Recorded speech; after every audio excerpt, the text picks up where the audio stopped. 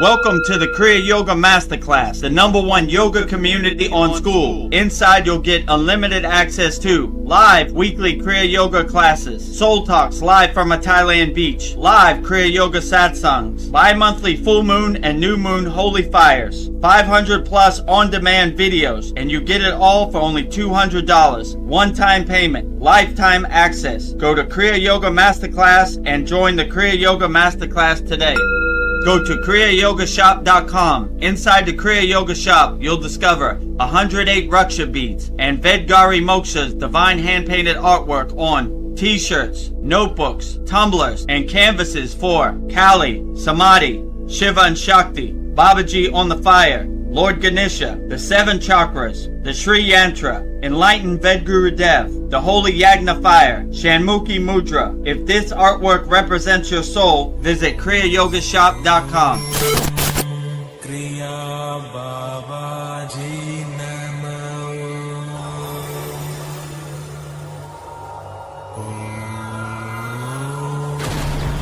Kriya Babaji Namo.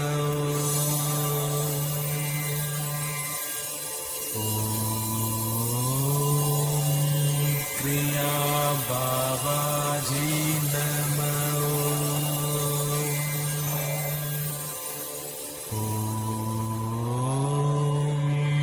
Kriya Babaji Namo.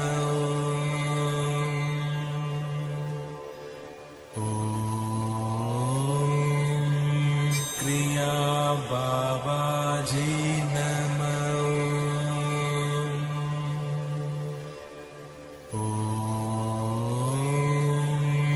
Kriya Babaji Namo. Welcome to our April 29th Vedagurudev Soul Talks. No. Welcome to our April 29th Take 2 Vedagurudev's live Kriya Yoga Q&A Satsang. Here at the Kriya Yoga School with me, Vedagurudev, and soon to come Vedgari Moksha. Our last satsang of the month of April 2026. So put all your comments in the YouTube chat. We'll get to them shortly. But before we get started, we need to welcome all of our very and auspicious guests. First, starting with Goddess Lakshmi Devi, the goddess of infinite abundance, wealth, and prosperity. And I will say her mantra 3 times with love, devotion, wholeheartedly. Om Sharim Klim Lakshmi Narayana Biyam Namaha. Om Sharim Klim Lakshmi Narayana Biyam Namaha. Om Sharim Klim Lakshmi Narayana Biyam Namaha. Next to Goddess Lakshmi Devi is the highest of them all, Adi Yogi, pure consciousness, pure awareness, the first yogi of them all. The highest of them all, that's why he gets the trophy, Lord Shiva himself. And we will say Lord Shiva's mantra 3 times with love, devotion, wholeheartedly also. Om Namah Shivaya. Om Namah Shivaya. Om Namah Shivaya. And next to Lord Shiva, behind Mataji, is Lord Ganesha, Lord of success, remover of all obstacles. And I will say Lord Ganesha's mantra with love, devotion, wholeheartedly also. Om Gam Ganapataye Namaha. Om Gam Ganapataye Namaha. Om Gam Ganapataye Namaha. And in the front, our beloved Sadgurudeva, the deathless, immortal Himalayan yogi, Babaji himself, the fountainhead of Kriya Yoga. And I will say Babaji's Mula mantra 3 times with love, devotion, wholeheartedly also. Om Kriya Babaji Namo. Om Kriya Babaji Namo. Om Kriya Babaji Namo. And last but not least, the deathless immortal Himalayan yogini, pure Kriya Shakti, feminine energy, Mataji. And I will say Mataji's Mula mantra 3 times with love, devotion, wholeheartedly also. Om Kriya Mataji Namo. Om Kriya Mataji Namo. Om Kriya Mataji Namo. Now that we have welcomed all of our very honored and auspicious guests, we will get started with our April 29th Vedagurudev Soul Talks Live Kriya Yoga Q&A Satsang. It almost got me again. But before we get started, let me tell you about the ways you could support the Kriya Yoga Masterclass. The first way to support the Kriya Yoga Masterclass is by practicing Kriya Yoga. We don't talk about Kriya Yoga, we do Kriya Yoga. So if you're ready to stop talking and telling stories about Kriya Yoga and start doing Kriya Yoga, we have a special offer, lifetime membership, $200, one-time payment, never pay again, practice Kriya Yoga your whole life. Just go to kriyayogamasterclass.com and you'll see all the wonderful and amazing benefits you get in this video right here, just by going to kriyayogamasterclass.com and taking us up on our lifetime membership, $200, one-time payment, never pay again.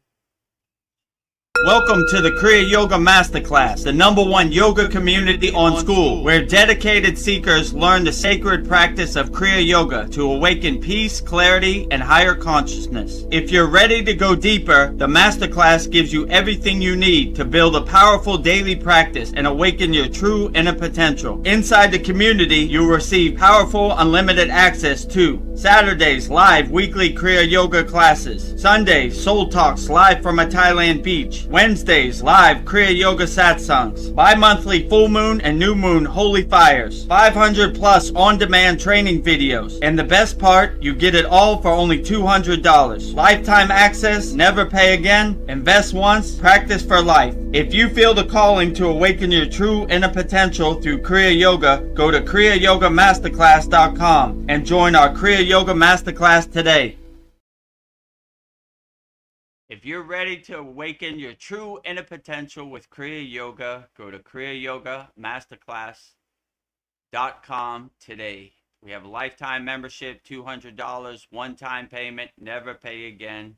Just go to kriyayogamasterclass.com and you can practice Kriya Yoga the rest of your life. Hundreds of video classes, interactive community, live Saturday class, very great benefits, money back guarantee, as my guru would say. The best $200 you ever spent. Only one-time payment, never pay again. Just go to kriyayogamasterclass.com. The second way you could support the Kriya Yoga Masterclass is by visiting our Kriya Yoga store for all your spiritual needs and support Vedagurudev divine hand-painted artwork on shirts, notebooks, tumblers, and canvases.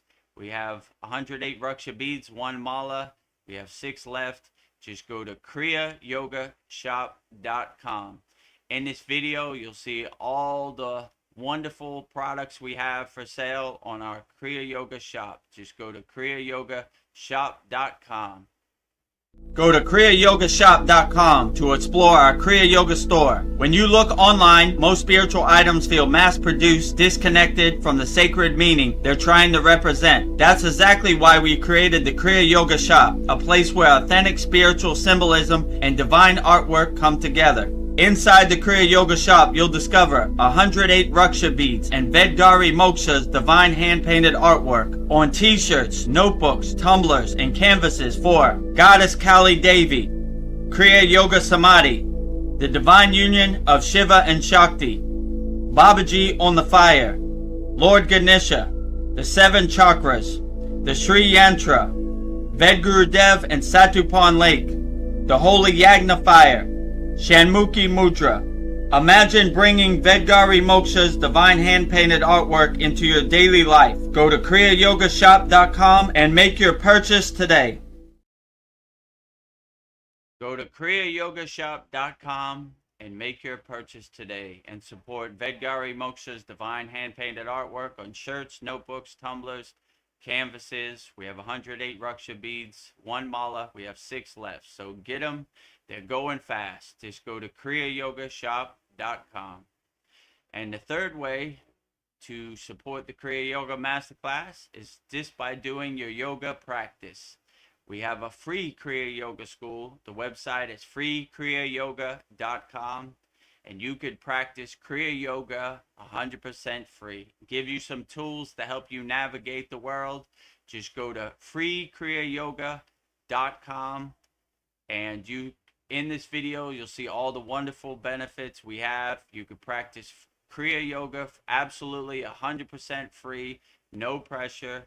Just go to freekriyyoga.com, click on the yellow join group button, and you'll be in. We have 11 beginner mini courses to help get you started, to give you some free kriyas to help you navigate this crazy Maya delusional world in 2026. So just go to freekriyyoga.com, and in this video you'll see everything we have to offer on our free Kriya Yoga school.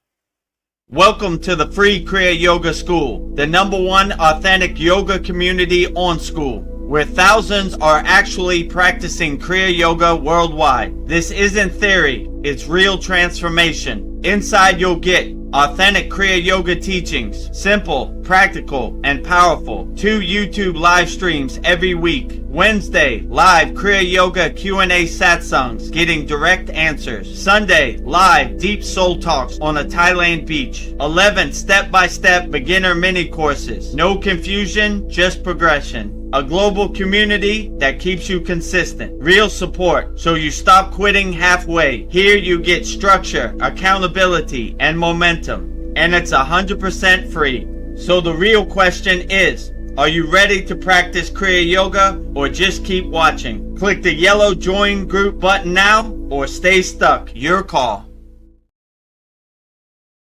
Click the yellow join group button now, or stay stuck. Your call. Just go to freekriyyoga.com and you'll be in. And we are the #1 yoga community on Skool.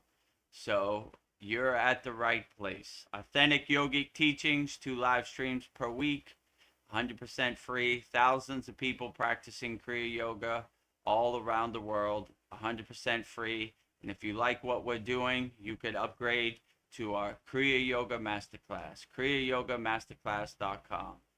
And also, if you would like to visit our YouTube channel, please subscribe. Click the subscribe button. Our YouTube channel is youtube.com/@Vedagurudev. And if you want to become a YouTube channel member, you just click the join button, which is next to the subscribe button. So with that said, let's get started with our April 29th Vedagurudev's live Kriya Yoga Q&A satsang with me, Vedagurudev, and Vedgari Moksha on the screen now. Namaste, Vedgari Moksha. How are you doing today?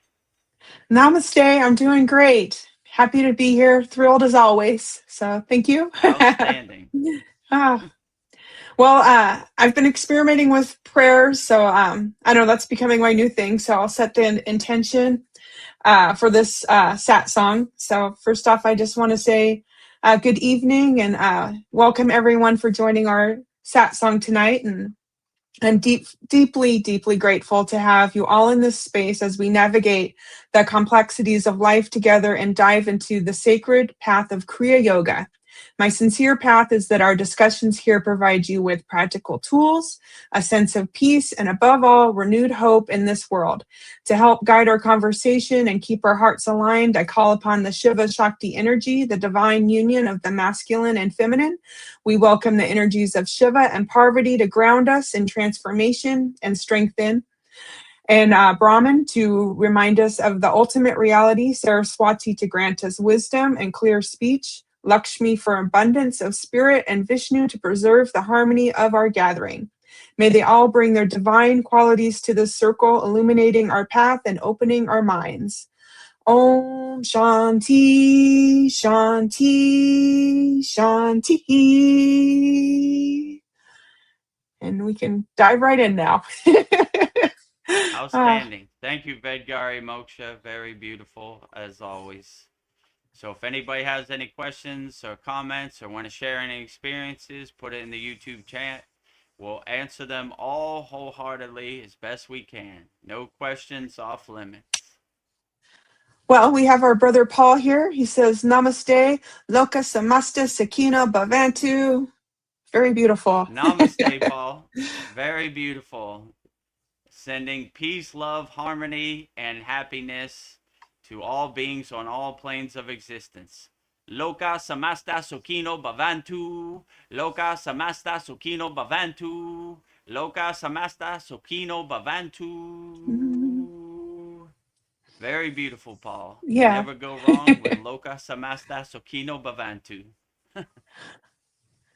Well, my phone is a big distraction for me. So I did something this morning. I just set a timer on my phone for 10 minutes, and I just sat in silence with my eyes closed and just breathing in and out and just like listening to the sounds. I have sounds of the world around me, like the birds and the traffic outside. And I don't know.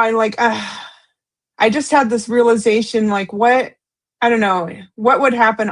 This realization, is it possible through the power of silence? And I don't know, exploring the idea of, I don't know, the power of silence. I don't know, finding that space. So I don't know. And I did it 2 more times. So I did it for half an hour, but yeah, there's just a lot of distractions. So I feel like you find your true self through silence. So yeah, I was just thinking that's a good thing to do, just to like be quiet with yourself.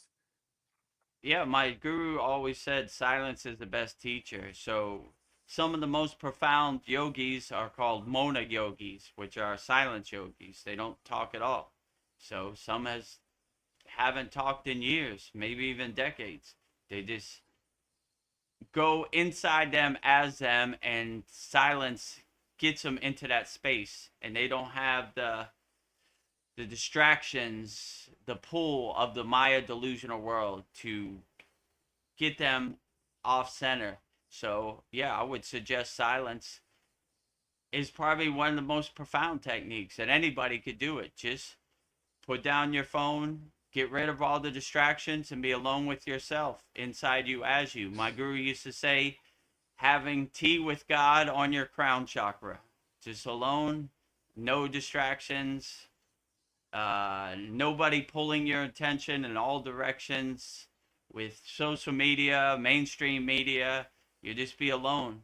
And that's why, like, a lot of people choose the renunciate path, the sannyasi path, where they don't have the distractions. So, me too. I chose the renunciate path at one time, and it was very helpful.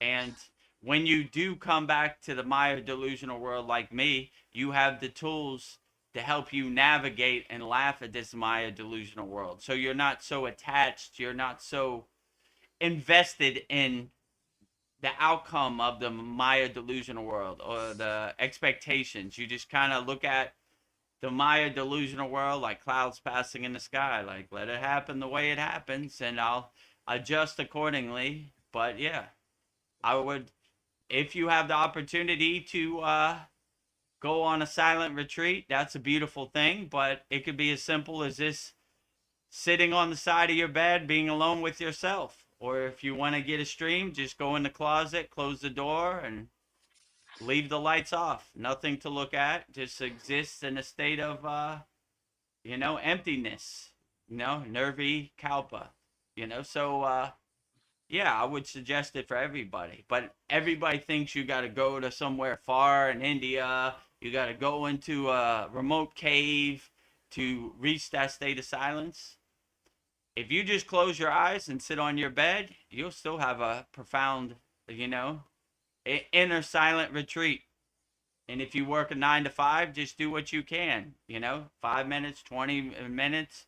I would suggest doing it when you wake up and doing it before you go to bed. Yeah. It's more profound when you go to bed because it kind of helps still your mind and calm your mind. So you collect all these distractions during the day, right? So you got this big bag of distractions. What do you think about Donald Trump? You saw he had a picture of him and as Jesus. Oh my God! Yeah. There was an Your monkey assassination mind tied starts jumping from tree to tree. Oh yeah, Yeah. they try to. Oh my God! How many times they gonna try to shoot Donald Yeah, it's Trump? fake. Every They week they can't. shoot him. Blah blah blah blah blah. You saw what the guy wrote. He wrote he was a pedophile. Blah blah blah blah blah.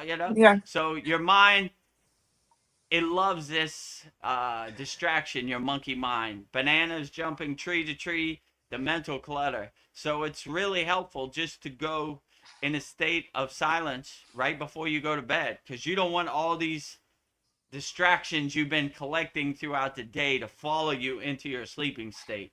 That's when you start to have like bad dreams and all kinds of magical Yeah. stories happen in your dreams, like they're like fragments of what you collected during the day. So I would just clean your house before you transition into sleeping state and just I like to exist in a state of what's called turiya, which is I don't know, sunbathing in the grace of God, I would call it. I Yeah. don't have no distractions. There's no beginning, there's no end. Like it's a white room, and I can't even call it a room because I don't even know if it's a room. It's an infinite, vast white light. And that's how I like to sleep. Sunbathing in the grace of God. So, yeah, try it out. But I would say using silence as a tool to help you clean your house, clean your thoughts before you transition into sleeping state, and help you wipe the slate clean when you wake up in the morning, right? We're wiping the slate clean. What about yesterday? Yesterday, it's in the past. Water under the bridge. I already wiped the slate clean. I wake up, I create. Um, Brahma, I create when I wake up. I'm Vishnu, I preserve during the day. Yeah. When I go to sleep, I'm Lord Shiva. I destroy everything and wipe the slate clean and do it all over again. Every day, Groundhog Day, over and over and over. Create, preserve, destroy, over and over and over. The Holy Trinity. So Yeah. Like, that's kind of how I look at it. yeah. But silence is a great tool to get you into that state. Yeah. The thought came to me instead of trying to fix myself, like through silence, I can realize myself. I don't need to fix myself. Mm. I can realize myself and kind of killing two birds with one stone just by just being quiet, still within myself. I don't know. It's like the answers come to me. Yeah. That is the Realize. goal. I mean, Yogananda's place is called Self-Realization Fellowship. And many great yogis, Ramayana Maharishi, who am I? Self-inquiry, self-observance, self-reflection. So when you get rid of the distractions of the Maya delusional world and be alone with yourself, you'd be surprised how you can realize your true inner self inside you as you and realize your true inner potential without any distractions. So yeah, I would definitely say, you fix yourself by realizing your true inner self, your true inner potential. So Yeah. we realize ourself. And we're not waiting for anybody to save us. We save ourselves. We go in the bathroom and look in the mirror and save ourselves. So we're doing our inner work, realizing our inner self, and not giving our power or our belief to anybody else. Let me tell you a story what you should do. Blah, blah, blah, blah, blah, blah. We don't need that. We do our own inner work and we realize ourself inside us as us. So, yeah, I would definitely suggest silence is probably the best tool to help you clean your house and clean out all your thoughts, all your waves on the ocean, all your clouds in the sky, you know, clear it all out, you know. Yeah. Breathe in the peace and harmony, breathe out all the stress and tension. Let it go. Not holding on to any of these rocks in my backpack. Stress, goodbye, you know? Anger, Goodbye. goodbye. Ignorance, goodbye. Judgment, goodbye. Fear, ooh, that's a big rock. Woo, throwing that one out. No wonder I'm feeling so heavy. That fear rock, that's the one that weighs me down the most, you know? Hate, goodbye. Hate you, rock. Get out of here. Hate rock. Yeah. You don't exist Kick in the my rock. universe. You're not in my vocabulary. You know, get out of here. I'm cleaning my house. I'm not hoarding a bunch of unnecessary lower emotions that don't serve me in the present moment. So Well, yeah, I would suggest silence would be the best way to get you to that state. Well, Paul says, yes, I found through my studio Vipassana silent meditation retreat. 3 of our members have Mm. attended. 10 days. It's close. It's free, and I can just detach from everything. Ah, that sounds wonderful. Yeah, I mean, if you have the opportunity, you don't have a 9 to 5 to worry about. I would definitely do like a Mona retreat, a silent retreat. Me too. I went on a Mona retreat for like 2 weeks, but to be honest, in the Himalayan mountains, there was not many words said. To be honest, so it was like a 24-hour day Mona retreat, very little words. But yeah, if when you don't have the distractions of the Maya delusional world pulling you in all directions, and you could be alone with yourself, you'd be surprised of the progress you could make. So I would suggest that to everybody. If you can't go to a silent retreat, you got to go to work, you don't have 10 days to do it, I would just make a practice. First 5 minutes every day, just close your eyes and be alone with yourself. You know, don't look at your phone, and clear out your house.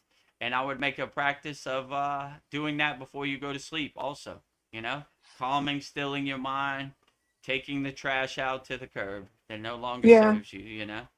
But we've been conditioned from birth to attach to this, and our monkey mind loves eating that food, you know, of distraction, you know. So it takes a little bit of practice, but if I could do it, anybody could do it. So Yeah. yeah, I would definitely suggest if you have the opportunity to go to silent retreat, it's a beautiful thing. Most people think it's like going to hell. Like, I can't talk. What do you mean? What am I gonna do? How am I gonna, you know? And your monkey mind for the first hour or two is probably gonna, you know, try to fight you on it. But after a couple hours, you settle into it, and it becomes like a breath of fresh air, and you really love it, you know. And Yeah. actually, that's a good idea for me, you know. I'm gonna make it a good practice to stay in. I mean, I'm mostly stay in silence anyway, but it's good to set that intention to stay in silence, you know. So yeah, I would. If you're having problems controlling your mind or you're restless, I would definitely suggest, if you have the opportunity, go to a silent retreat. And if you don't have the opportunity, there's not one in your area, I would just make your own silent retreat. Wake up, 5 minutes, be alone with yourself. Don't look at your phone, don't have any distractions, and it'll energize you and activate you and get you through the day. Before you go to Yeah. bed, don't look at your phone. Just make it a practice of being alone with yourself for 10 minutes, you know? And if you want to have your own makeshift silent retreat, just go in your closet, turn off the lights, and be alone with yourself, you know? Yeah. So, Well, Sandy says, hi, all. Smiley face to Paul. I've been curious about Vipassana for a long time. There's a similar location about 90 minutes from me. Oh, that's cool. Wonder if yeah, there's one I near me. mean, I would say if you have the opportunity, try it out. You don't have to go. I mean, how long did I do it? I think I did it for like 14 days, but I did it more the yogic kind of way. The Mona path, you know, that's what they call it, silence Mona. But I would do what you can. Like, if If you're available on the weekend, 2 days is fine. I don't know what the different kind of plans they have, or I would get your mind ready for it. Like I would just practice whatever, 10 minutes in the morning, 10 minutes at night. So it's not like a shock to you, you know? You're already working your way up to it, you know? Like if you run 1 mile, when you run 5 miles, it's not that hard. But if you start from zero, maybe it takes a little work, you know? So Yeah. I would work your way up to it, you know? Like when I knew I was going to the Himalayan mountains, I would train every day. I would put my backpack on. I would find the tallest mountain around here and I would start walking up there. So once I got to the mountain, it wasn't that harsh, you know? If I just got off the plane and tried to walk up the mountain, I'd probably be in big trouble, you know? Probably air sickness and this and that. So Yeah. work your way up to it. Like before you go to the silent retreat, I don't know, kind of train your mind a month before, let's say, you know, and just something simple like I don't know, 10 minutes, you know, before you go to work, 10 minutes before you go to bed. If you have a day off, maybe try to be in silence as much as you can. If you have a family and you have children, and you have a partner, it's a little more difficult because, you know, they're going to be like, why are you not talking? You'll be like, come on, I'm trying to I'm practice realizing to get myself. ready for the retreat. Yeah, I'm realizing myself. So, you know, so it takes a little practice, you know, but yeah, I would just work your way up to it, just like anything, you know. You don't want to just go to the silent retreat and be in silence for 10 days, you know. Like just start practicing a little bit, you know.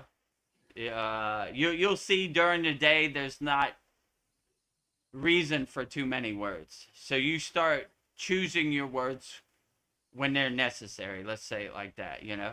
When we were in the Himalayan mountains, there was not a reason for unnecessary words. So let's say we were in Mona pretty much most of the day. We probably talked out of 24 hours, 1 hour a day, you know. The rest of the hour it was in silence and I guess you know mantra japa doesn't count as talking. It's more bhakti and Yeah. aligning yourself with God. So like, yeah, I don't know. I would work your way up to, but yeah.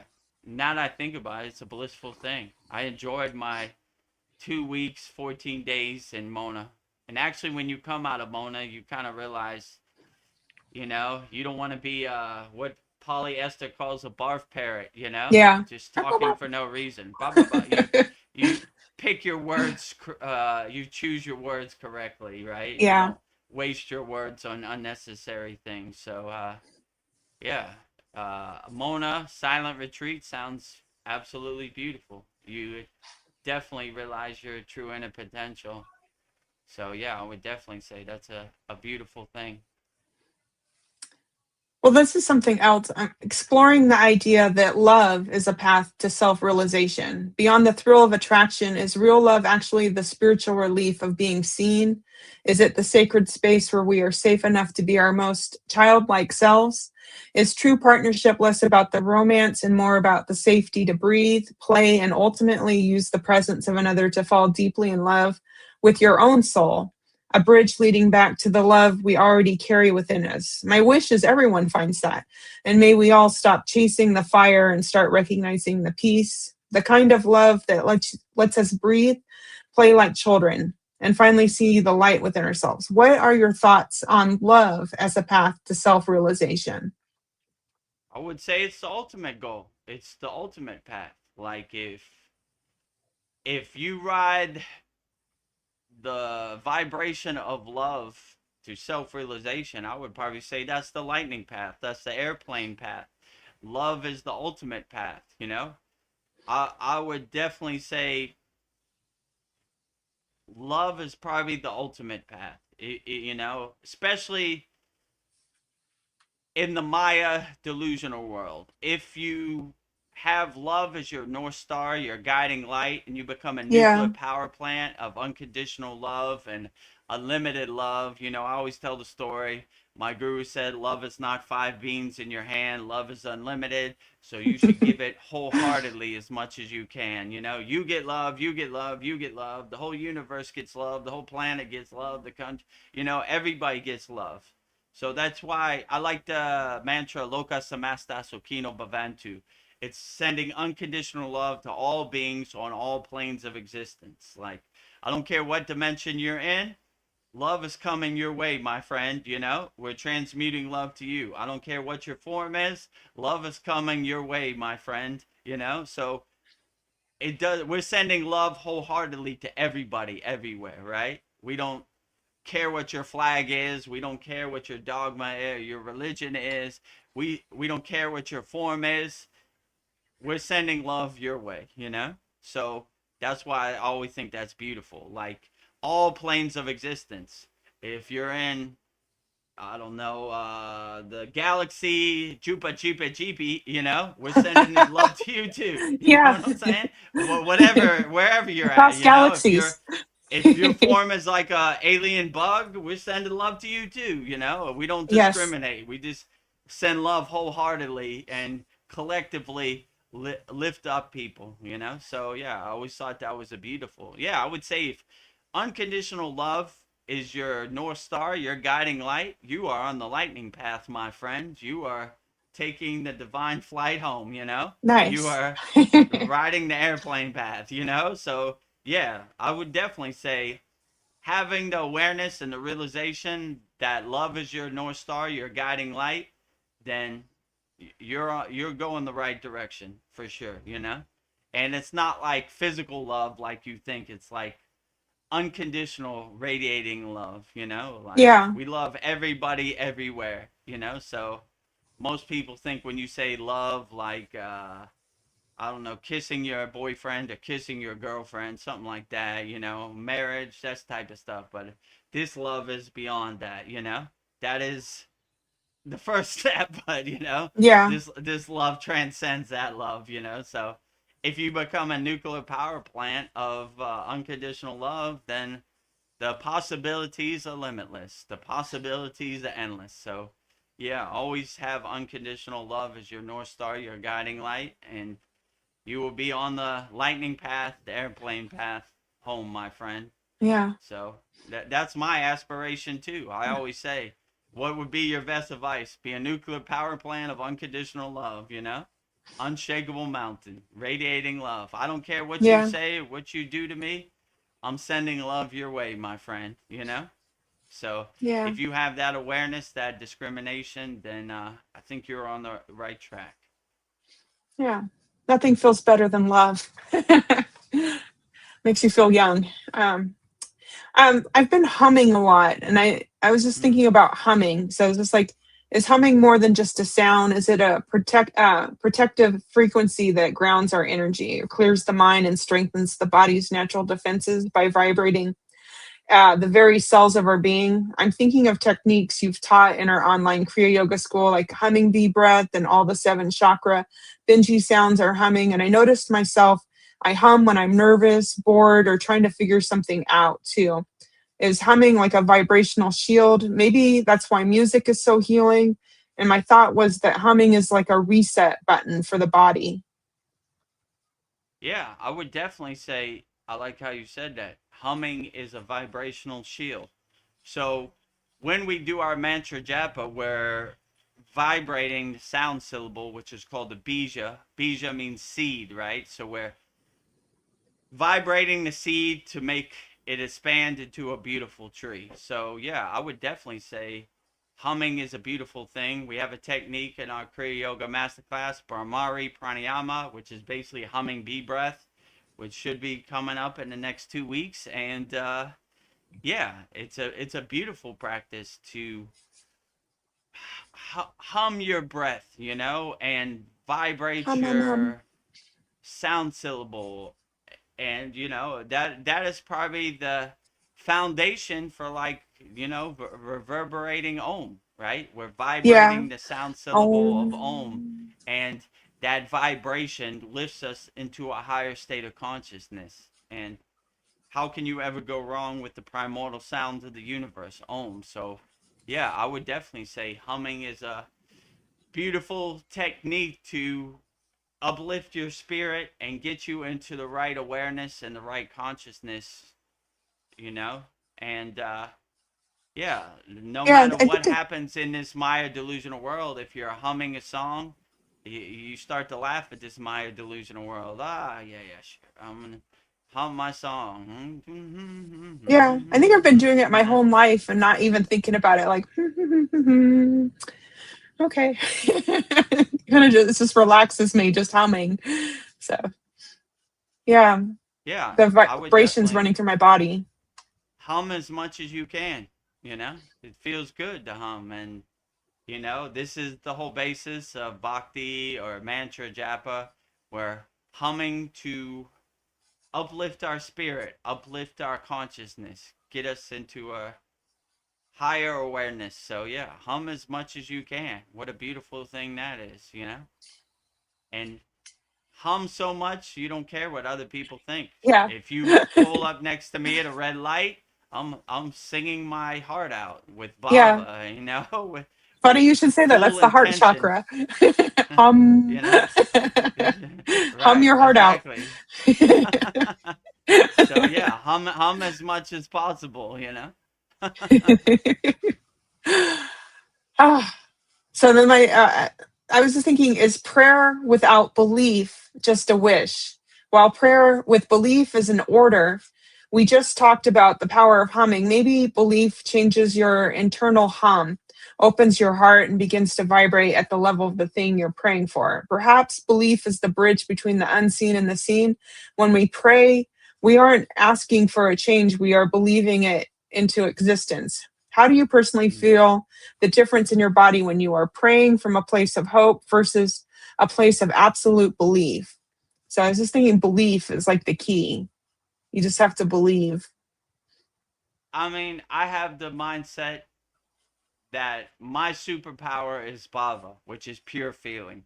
So I don't say Oh, any feel. mantra mechanically. I I feel it wholeheartedly. I project it, you know, like my guru used to laugh like I always said from my mouth to God's ear. So I wanted to reverberate my bhava so much that the village over in India could hear me, you know? They were like, "Whoa, where's that bhava coming from? That is super powerful." And I told the story before. One day my guru got a microphone and an amplifier and he was like, "Don't tell Vedagurudev we got Oh that." But no. I eventually found out, right? Here comes Gayatri.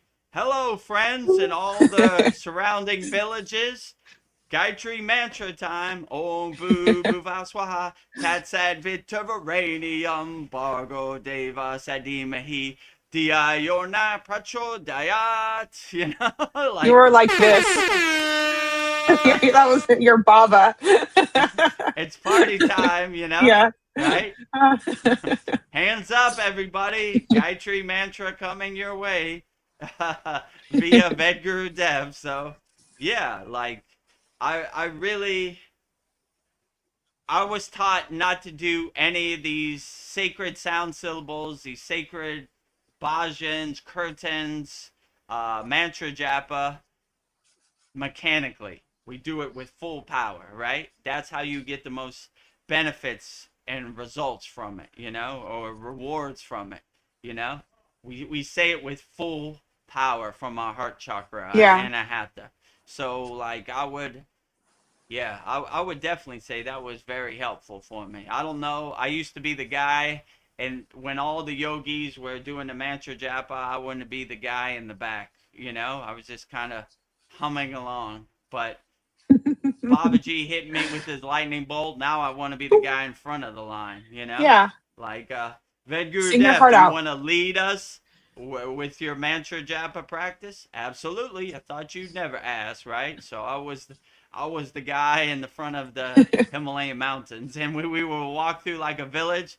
They were like, "Where'd this foreigner come from?" You know, with all the all these mantras. He's leading all the they're Yeah. yogis, and like I don't know, we had like all different traditions, lamas, sadhus, sannyasis, swamis.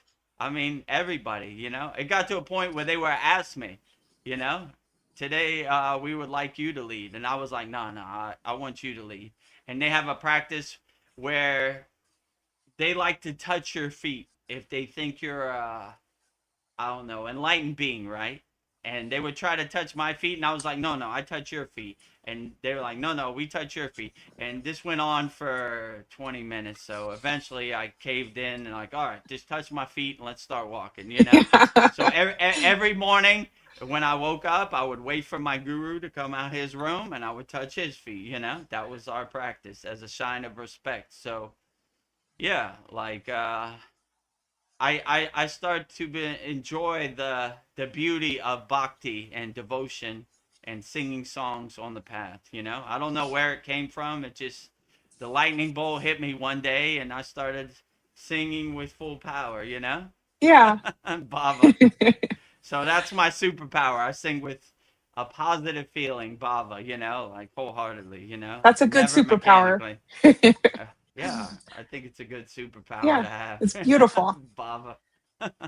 Well, as I was thinking about belief, I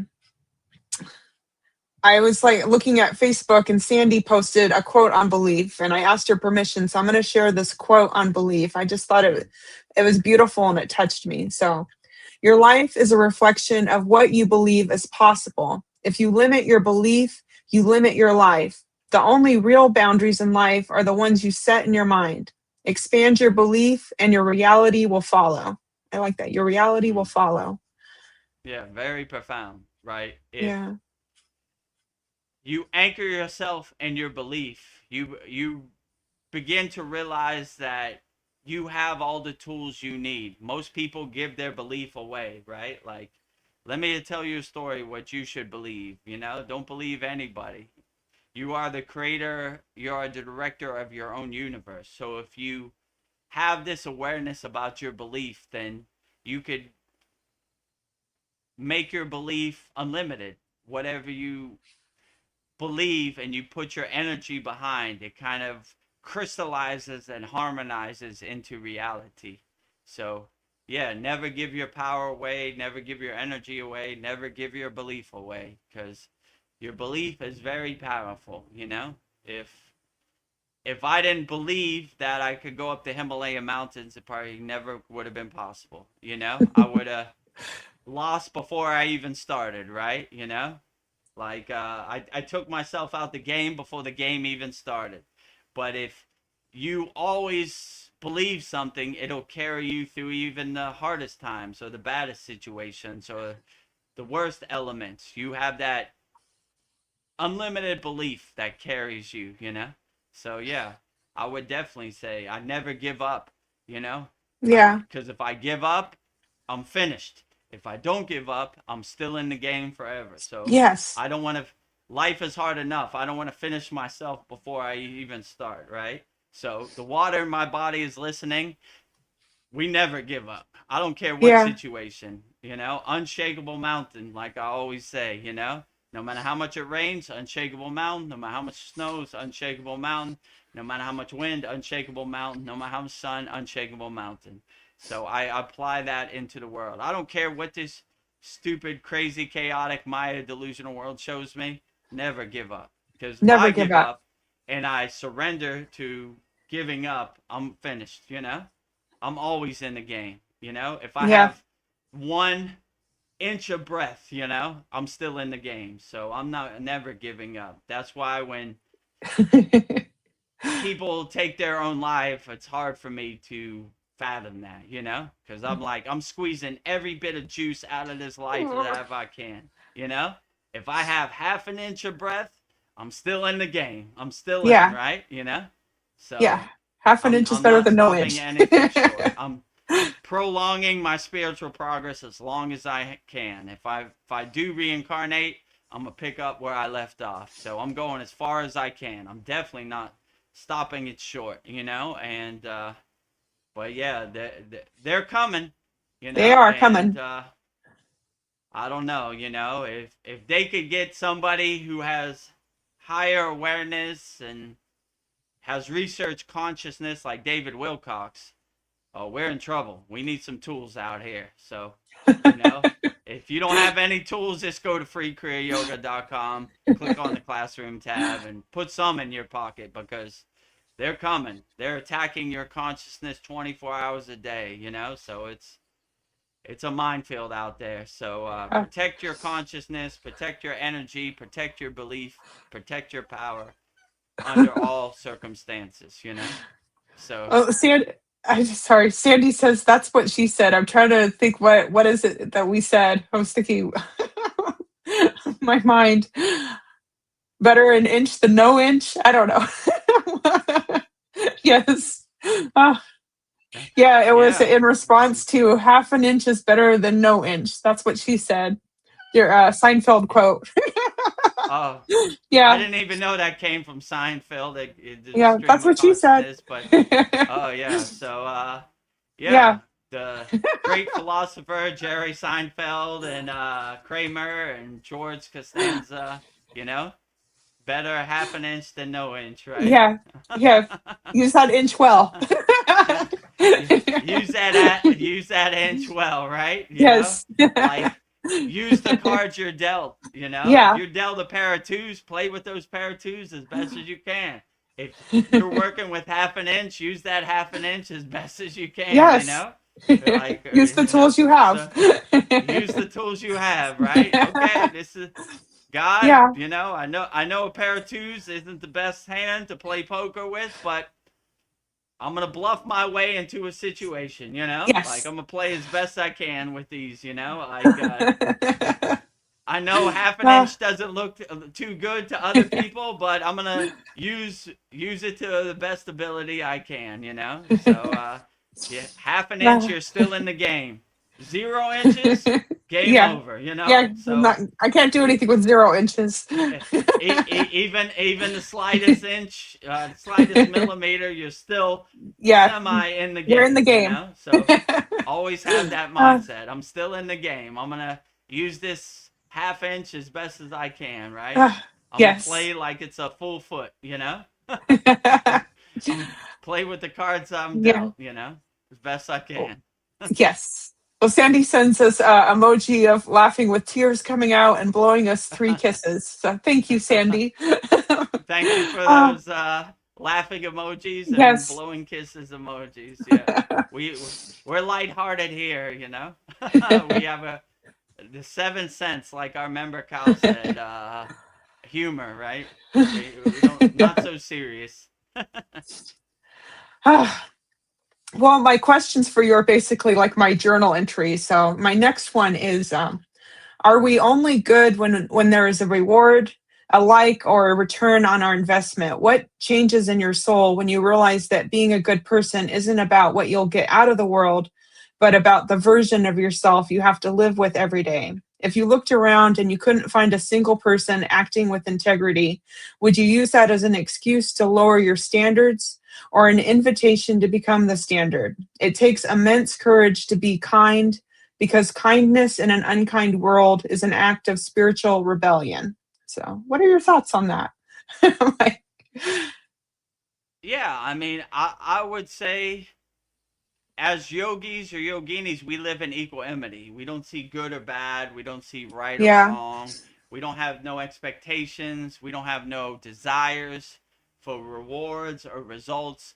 We just go with the flow. And I like what you said. We create the standard. We don't wait for the standard to come to us. We make our own yeah, standard. We are the creator of our universe. We are the director of our universe. So, what other people do, really none of my business. I'm trying to be the best person I could be. I'm trying to be a lighthouse to ships lost at sea. I'm trying to go with the flow and live in equanimity as best as I can, and don't really have any desires for wants or rewards. When I used to DJ, my manager told me there were it happens to everybody. There's some shows that, I don't know, there's 50 people. There's some shows there's 1 million people. But he said whether there's one person or 1 million, we still do the same show, you know? So I always have that mindset. I don't care if this live stream gets 10 views or it gets 10 million views. I do the same job. I live in equanimity. My energy is unchanged, right? If I do something and I win the lottery, I'm going to do the same thing tomorrow when I don't win the lottery. So no matter who's watching, I live in a constant state of equanimity, like equalness, right? I'm not looking for results, rewards, expectations. I just go with the flow and let it carry me the Yeah. way it carries me. And if I get a reward, bonus, a good blessing. If I don't get a reward, I still do the same thing I did without the reward. So I do the same job regardless of any circumstance. I live in equanimity. So I, like you said, I want to be the standard. I'm creating the standard. I'm the director. I'm the creator of my standard. What Yeah. other people's standards are, it's none of my business. I do my own thing, and it carries me where it carries me with no expectations. And I learned, my guru used to say, we're not trying to change the ending of the movie. The movie's a done deal. It's already on the screen. It's already set in stone. We only thing we change is how we react in the present moment and what Yeah. serves us in the present moment. So what happens in this external Maya delusional world, I just get my popcorn and watch the movie. Like, that was an interesting movie. You trying to change the end of the movie? Nope, I definitely am not. I'm just watching it go past. I got enough on my plate changing how I feel in the present moment and what I can control in the present moment. I'm not trying to change the Maya delusional movie. That's too much work out here. Yeah. I was just thinking I'm like just trying to people, control what I control. yeah. I was just thinking like people, sometimes people get bullied, abused, kicked around, and then they become that person that bullies. But then other people are like, I'm still going to be kind. I'm still going to be good to people. And I think it takes courage to do that because you could go Yeah, the break the other way. cycle. Like learn from others' mistakes. Like if I was bullied or my father was physically abusive, I don't want to be physically abusive. You Yeah. know, why would you want to carry that cycle? Of That trauma. abuse. Yeah, that trauma. They learn from it. Like I don't want to be like that. So if I see somebody bullying other people, I was like, oh, how gross, how lower frequency that is. You should uplift people, not bully people. Like hurt people hurt people. So you don't want to be a hurt person. You want to be a loving people and uplift people. Rising tides lift all boats. So Heck yeah. yeah, like how stupid is that? Continuing the cycle. I was abused, so I want to abuse other people. No, No. stop it in its track, right? Learn. That should be a good example. I don't want to be like that person. Yes. If when I have children, I'm not gonna treat them. I'm gonna smother them with unconditional love, not lower their frequency and bully people and abuse people. Ugh, gross. Yeah. Like, break the cycle. There's too much of that out here anyway. We don't need more. You know, we need more unconditional love. Not, you know, I was hurt, so I gotta hurt other people. No, that's bad thinking. You know what I'm saying? Yeah. Some I people was aren't thinking hurt, that. so I'm gonna show people that this is not the way. This is not the path. So I'm gonna break the cycle of yeah. Somebody, what are they doing? Playing it forward. I hate people, so Yeah. I'm gonna hate people, and the cycle of hate goes on and on and on for many decades. No, end the cycle. Yeah. Be Like better. this is not the way. I get nothing from this. You start to see a lot of these lower emotions. They're like wasted emotions. Like what do I get from this? Uh, I start to become a problem solver. I don't stress about things because that problem's still gonna be there when no matter how much I stress about it. So you start taking these lower emotions that don't serve you to the curb and put them in the trash can and tie them up real hard, you And know? swaha Yeah, it. swaha, goodbye, you know? Burn. See you later. What was it? Bye, Felicia. Oh, yes. Bye, Felicia. Exactly. Oh, and another note to our Kriya Yoga Masterclass members this Friday, I think it's May 1st, is our full Yep. moon holy yagna, hama, hava, and fire ceremony. So send in your requests or update your requests, and we'll burn them up in the holy yagna fire for all of our Kriya Yoga School Masterclass members. And I guess maybe we'll play the yagna video. For those people that don't know, every full moon and every new moon, we have a yagna fire ceremony where our members send in their problems and we burn them up in the holy yagna fire. So in this video, you'll see Vedagurudev burning up his own problems because I need to burn my problems too. Yes. You know? I'm trying to feel my way around in this Maya delusional world in the dark, just like everybody else. So burn up my problems also. So in this video, you'll see Vedagurudev burning up his problems, and you'll see what our full moon and new moon holy yagna fire ceremonies are all about. The first request is for me, Vedagurudev. Burn away all my obstacles, resistance, blockages from my Kriya Yoga School Masterclass. Clear the path for me to help as many people as possible with Kriya Yoga. Jai Babaji, not my will, but thy will be done. Burning all Vedagurudev problems in the holy yagna fire. Jyoti, Jyoti, Jyoti, Soyam. Jyoti, Jyoti, Jyoti, Param. Swaha. Swaha. So we offer our problems to Agni, the god of fire, and we say Swaha, so he accepts our offering. And this right here is the holy yagna fire, as you can see, you know, the statues and everything. So this is the exact spot where we do it, you know. So Looks a little different at night. Looks a lot better with the fire. Yeah. So all of our Kriya Yoga Masterclass members, this Friday, May 1st, we'll start off the new month with our holy yagna fire and the full moon, May 1st. So yep. if you have any requests, you want to update your requests, just email me, vedagurudev@gmail.com. I'll burn up all your requests wholeheartedly, as best as I can. Yep. It's going to be a powerful full moon in Scorpio. So Nice. It's a good one.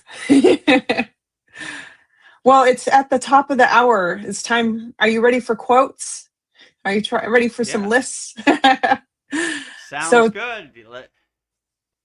Well, tonight I have 10 quotes on the Law of One sent in by Paul for you to dissect and give your insights on. So, what is the Law of One? The Law of One is a spiritual philosophy that was presented through a series of channeled messages from a being called Ra, who claimed to be a 6-density social memory complex from the planet Venus.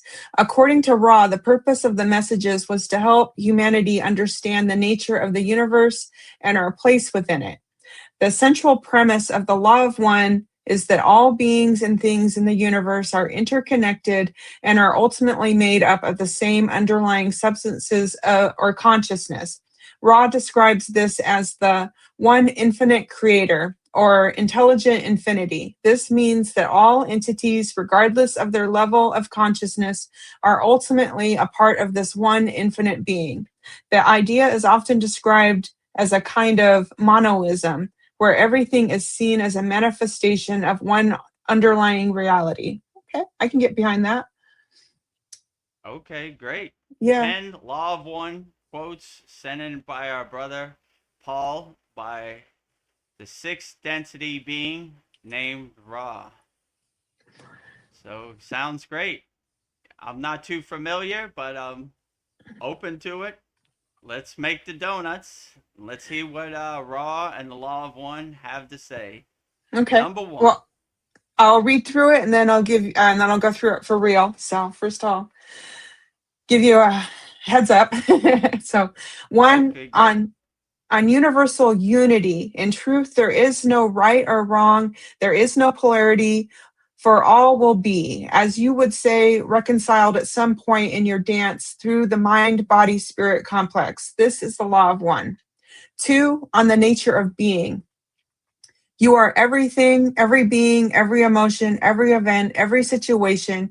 You are unity. You are infinity. You are love, light, light, love. You are. This is the law of one. Three, on service to others versus service to self. The best way to service to others is the constant attempt to seek to share the love of the Creator as it is shown to the inner self. Four, on the purpose of incarnation. The purpose of incarnation is the evolution of mind, body, and spirit.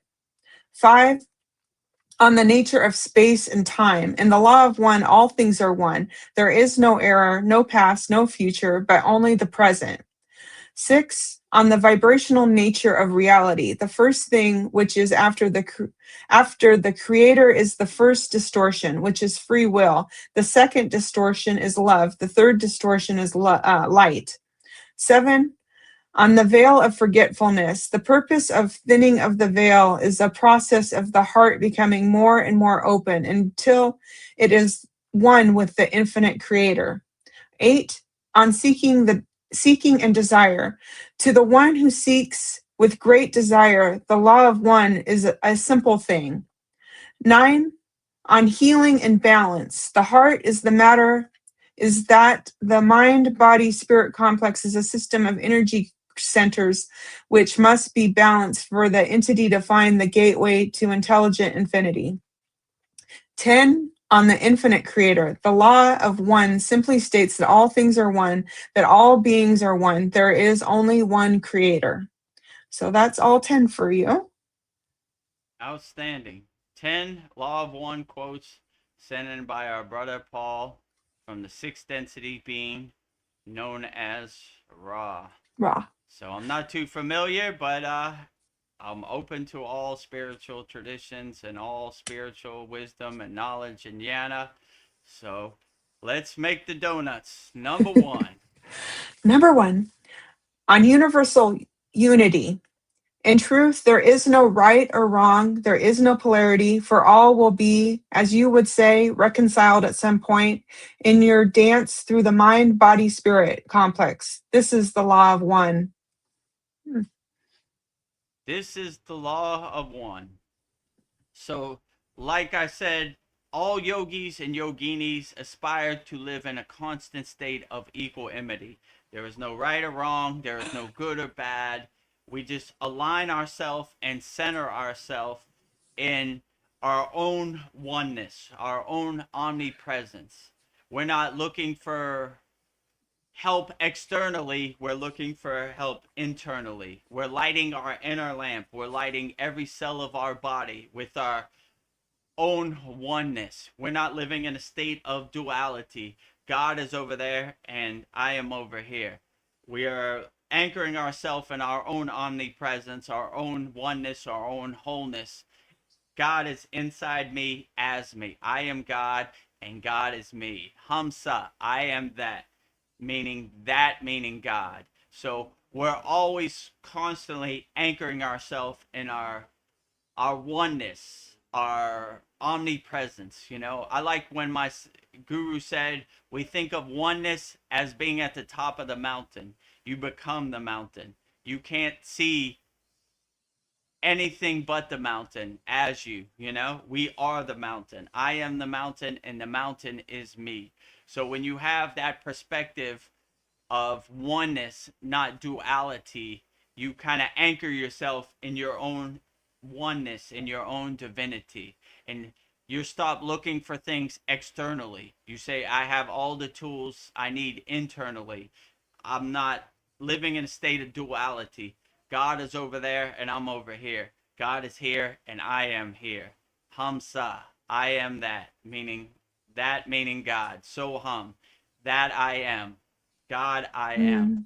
God is here and I am here. So I become a nuclear power plant, a radio antenna, transmuting out the God signal out into the world in oneness, right? So if I want to go see God, I just go look in the mirror. Number 2, on the nature of being, you are everything, every being, every emotion, every event, every situation. You are unity. You are infinity. You are light. You are love, light, light, love. You are. This is the law of one. Nice. Hmm. I like this guy, sixth Yeah, density being raw. He got he's some got it. profound insights, you know? He's got it, right? He's on a higher state of consciousness, a higher state of awareness. Yeah, so we have a very profound samadhi technique where we see God everywhere and everything.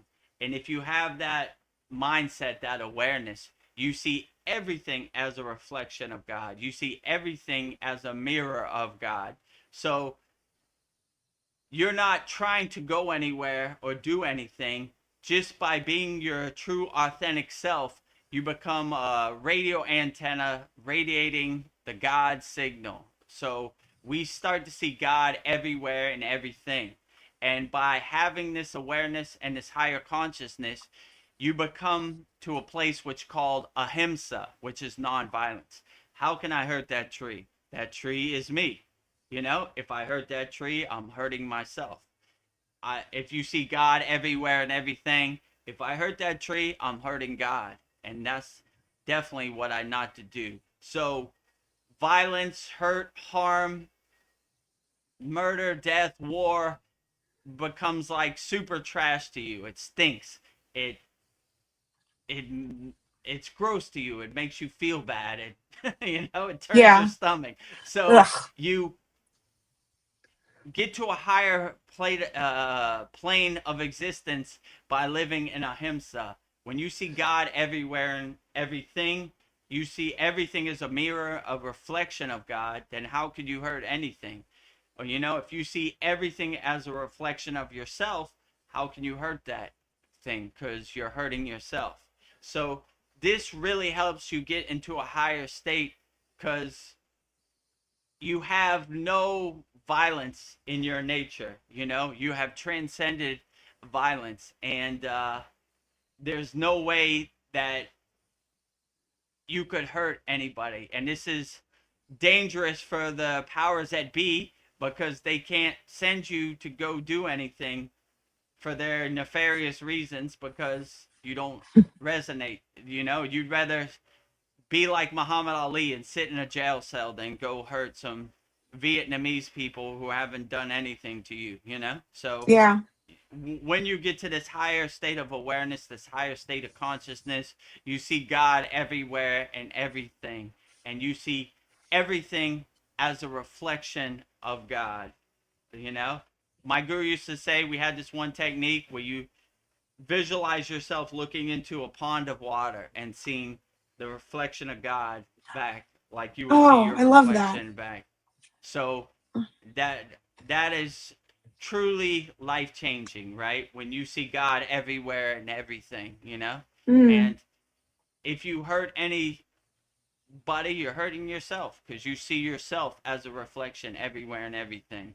So it indirectly gets you into a higher state of ahimsa, which is nonviolence, which is one of Patanjali's written rules. So yeah, ahimsa. Always live in a state So, of ahimsa, nonviolence. Like yeah, see God everywhere and everything, and I think you'll be on the lightning path, the airplane path to enlightenment. nice. Well, number 3 is on service to others versus service to self. The best way of service to others is the constant attempt to seek to share the love of the Creator as it is known to the inner self. Mm. Yeah, absolutely. The highest lightning path or airplane path in Kriya Yoga is called Karma Yoga. We do selfless service. We help as many people as we can without any expectations of results or rewards. We help people because that is our divine mission. When I went to Hydrocon, the ashram of Hydrocon Baba, you know, they were all karma yogis. You can't stay here unless you sweep the leaves today, you serve the food here. We're all karma yogis. We're here to help people wholeheartedly. We're not here to make money or anything. Our path is karma yogi. We're helping people. So we're always constantly trying to look for opportunities to help people as much as possible. I say on here all the time, I want to have a Santa Claus list of people I have helped. You know, cue the sound effect, Vedgari Moksha.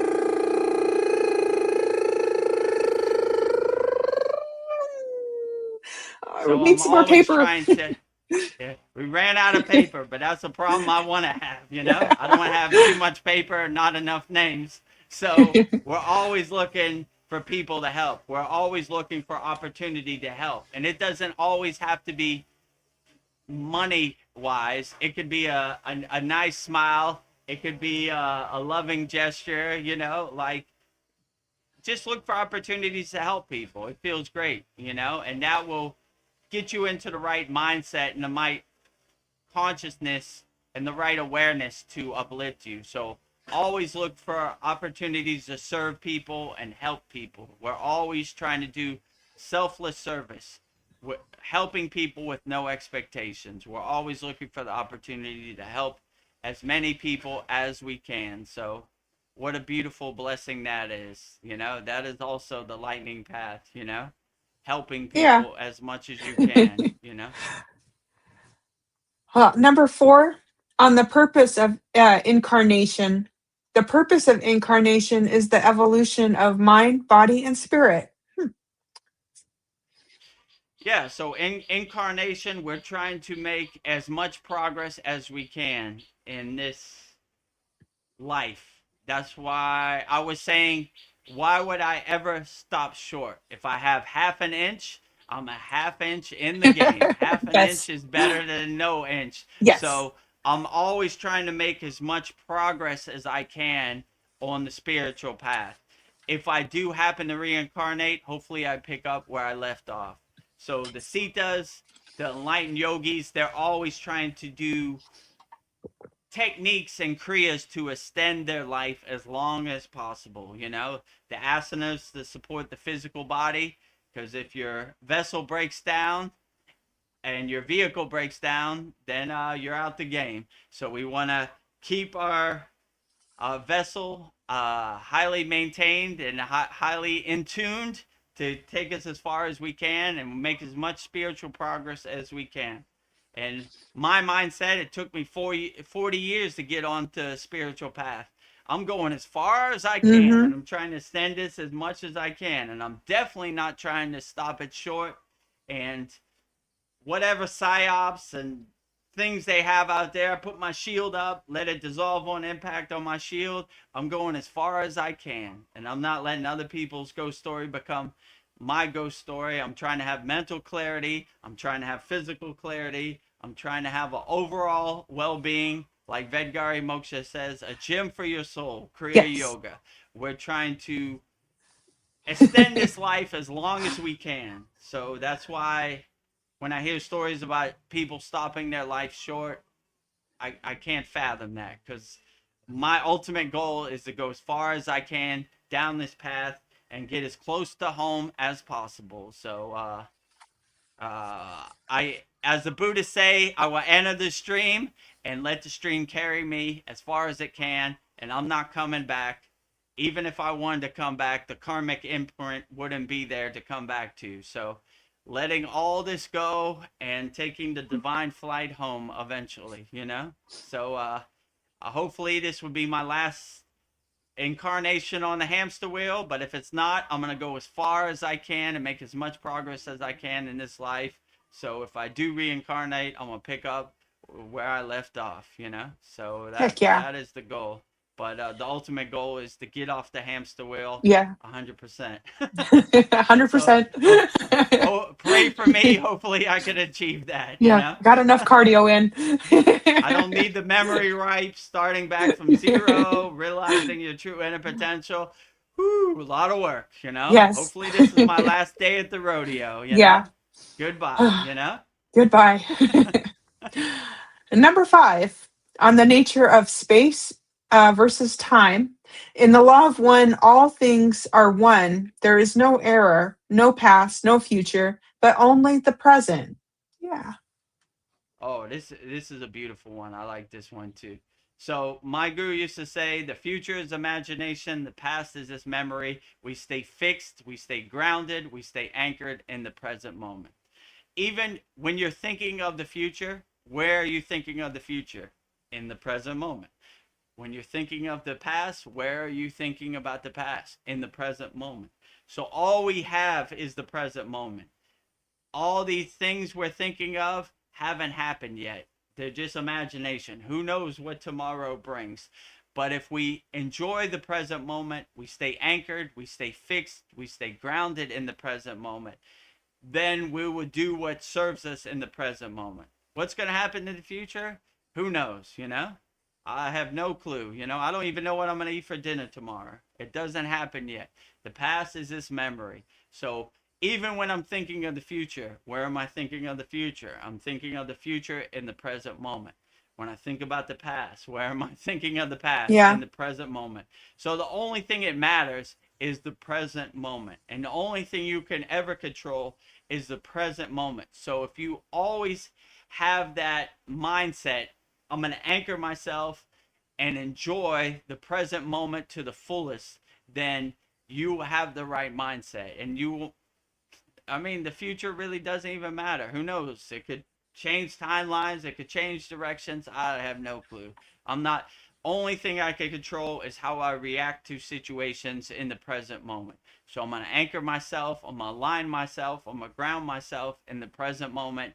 And if I have the awareness that when I think about the future, I'm thinking about it in the present moment, so why does it even matter? You know, when I think about the past, I'm thinking about the past in the present Yeah. moment. So I'm going to squeeze as much juice out of this present moment as I can. And what happens in the future, who knows? What difference does it make?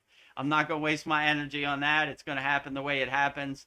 The movie ends the way it ends. It's a done deal. It's already on the screen. Let it happen the way it happens. The past, water under the bridge, clouds passing in the sky. It already happened, you know. I'm going to control the present moment and anchor myself in the present moment and do what serves me in the present moment. Because in reality, the only thing I got is the present moment. And if I'm thinking about the future, I'm thinking about it in the present moment. If I'm thinking about the past, I'm thinking about the past in the present moment. So none of those matter. The only thing Yeah, that it's the matters is present. the present moment, right? So Yes. love the present moment, squeezing as much juice out of the present moment, anchoring myself, centering myself, aligning myself in the present moment. And what happens in the future, you know, who knows? You know, what happens in the past, water under the bridge. Anchoring myself in the present moment. That's the only thing that matters. That's the only thing I can control. Yeah, well said. Number 6, on the vibrational nature of reality. The first thing, which is after the creator, is the first distortion, which is free will. The second distortion is love. The third distortion is light. Huh. Hmm. So, I don't I know. mean, I wouldn't choose the word of distortion. I would say it's clarity, you know, like Yeah. love is clarity, light is clarity. So, I would say you can never go wrong. Aligning yourself, lighting your inner lamp, lighting every cell of your body inside you as you letting love be your North Star, letting love be your guiding light. So I wouldn't choose the word distortion. I would choose Yeah. the word clarity. Like clarity, you know, distortion to me, my intuition tell me like staticky, like you know, like unclear. We want super clarity no matter what we do. We are super clear in unconditional love. We are super clear in our inner divinity, lighting our inner lamp, lighting every cell of our body. So we are always super clear. There is no distortion about it, right? I attribute this to tuning into a radio signal. We tune into the radio signal, we do our inner work, so we're super aligned in our susimna nadi. There is no static on our radio dial. So distortion doesn't exist on our radio dial. We have a clear connection with the pillar of light, and we tune in. We could hear the signal 100%. And there is no distortion. There is no static on our radio signal. So when we do our sadhana and we do our inner work, we're clearing the signal so we have a straight connection to the divine signal that we're tuning into. We become a radio antenna. So no distortion, no static on my radio signal, only clear signal. Yes.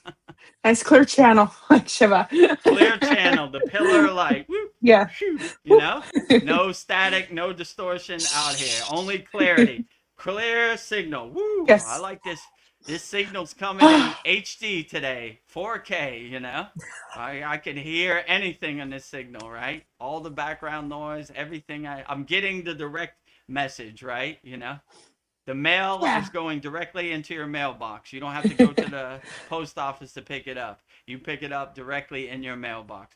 Whoop, you're tuned into the radio signal, right? No distortion, only clarity. Number 7, on the veil of forgetfulness.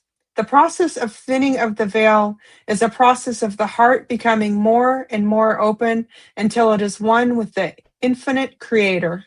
Ah. Nice. Yeah, so your heart chakra, your anahata, right? They call it the bridge to the spiritual chakras, right? So it's bridging the lower chakras and going into the higher chakras. So it becomes the bridge.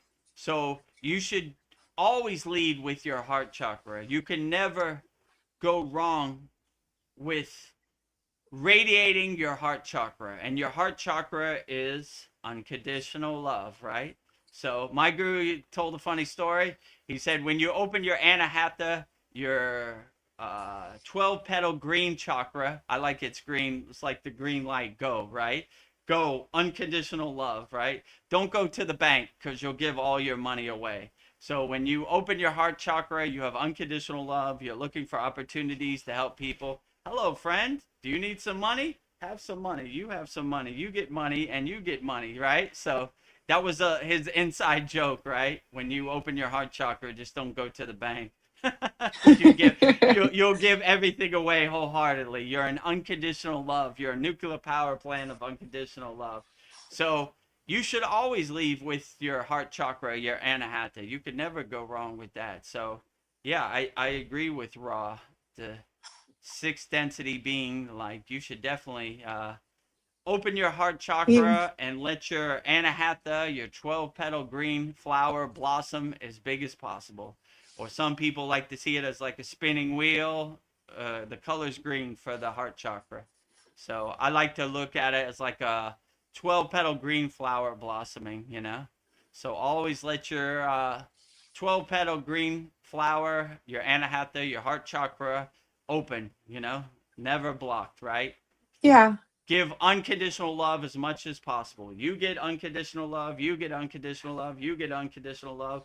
The universe gets unconditional love. The earth gets unconditional love. All beings on all planes of existence, you get love wherever you're at. Wherever you're at, Ra, sending unconditional love your way, transmuting unconditional love your way, wherever you're at, Sixth density, the mail is coming, Open your mailbox. You have mail. Like AOL, you got mail. Number 8, on seeking and desire. To the one who seeks with great desire, the law of one is a simple thing. Yeah, so a lot of people think they got to go places and get on an airplane and spend thousands of dollars and look in caves in the Himalayan mountains. But I always like when my guru said something profound. We were at an ashram in India. There were some backpackers looking for the secrets of the universe. He goes, Vedagurudev, I don't know why all these people come to India looking for the secrets of the universe. Just go in your closet, close the door, turn off all the lights, and be alone with yourself. You probably have a profound dynamic practice. So when you realize you have all the tools inside you as you, that's why it's called self-realization fellowship. We're realizing our true inner potential. We're realizing ourself. So we have all the tools that is dormant. So these tools I give are basically just tools to help you get there. The the guru or the sage or the saint is just pointing you in the right direction. Go that way. But the real person who has to do the inner work is you. So when you realize you have everything you need, happiness is internal, not external. You stop looking for external things to bring you happiness. You stop looking for external things to get you into that higher state of awareness, and you start unlocking and realizing your true inner potential in you. So if you want to seek the spiritual path, just go in the bathroom, look in the mirror. You have all the tools inside you as you. You just got to awaken them and realize them and, exist in that state. So Yeah. you have everything you need. And if you don't have any tools and you need something to get you in the right mindset, just go to kriyayogamasterclass.com. 11 beginner mini courses. Just click on the classroom tab. Yeah. So it's a simple thing. So you want to seek, I saw this Buddhist quote yesterday. He said, when I was looking for myself, I couldn't find it. But then I realized the self could never be found, right? So you're looking for stuff that you already know you have. You know what I'm saying? Right? Yeah. So I would just suggest cut through all the chase, cut through all the fluff. Just go in the bathroom, look in the mirror, and say, there the self is right there, looking right back at me. Okay. Anchor myself, center myself, align myself in myself, and you'll be on the right path. So seek the self inside you as you.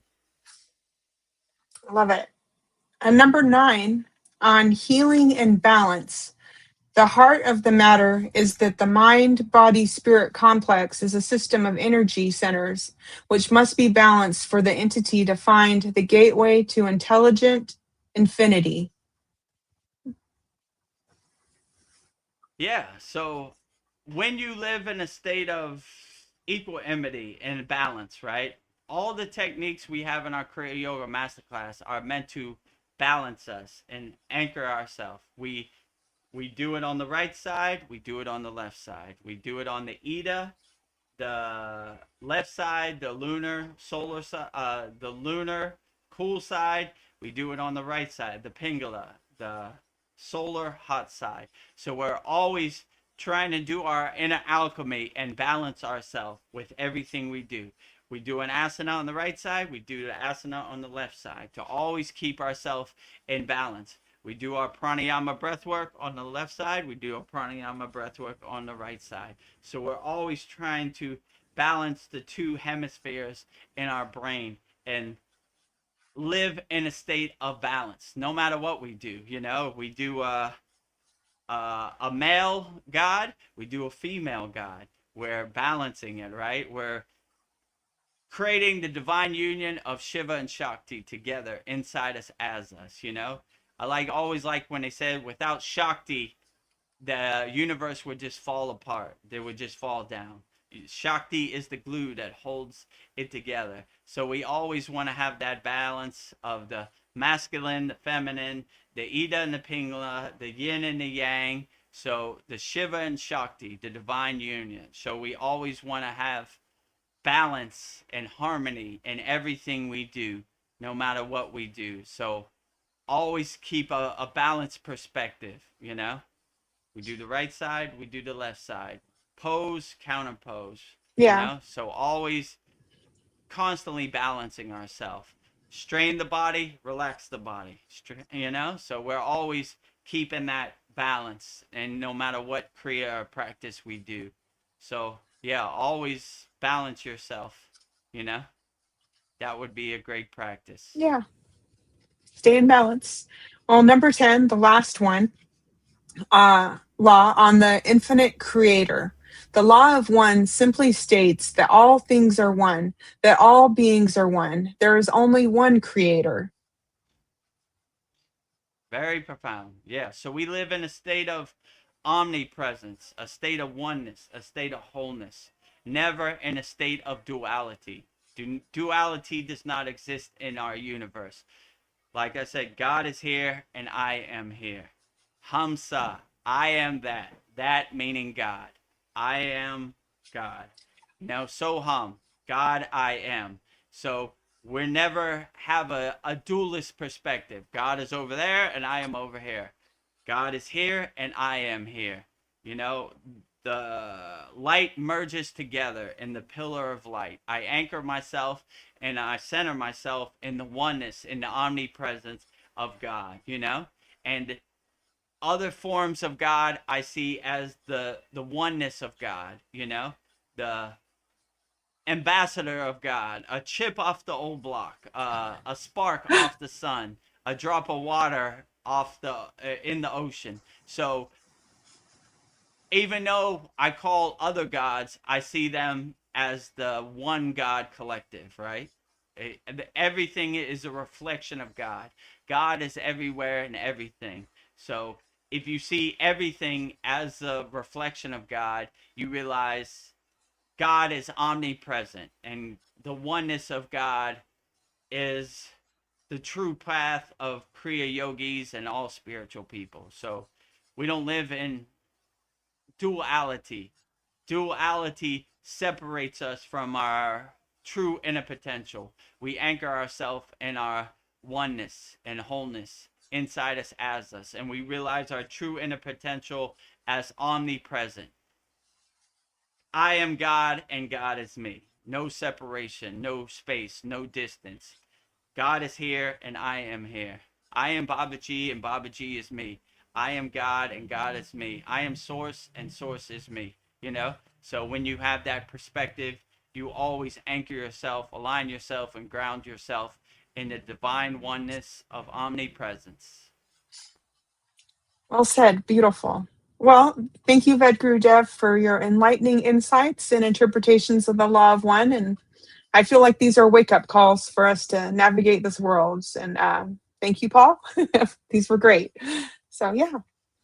So 11 divine law of one quotes sent in by our brother Paul. And thank you, Sixth Density Being Ra, for the profound insights and, great things to contemplate on. And thank you for your great blueprint and your great roadmap to omnipresence.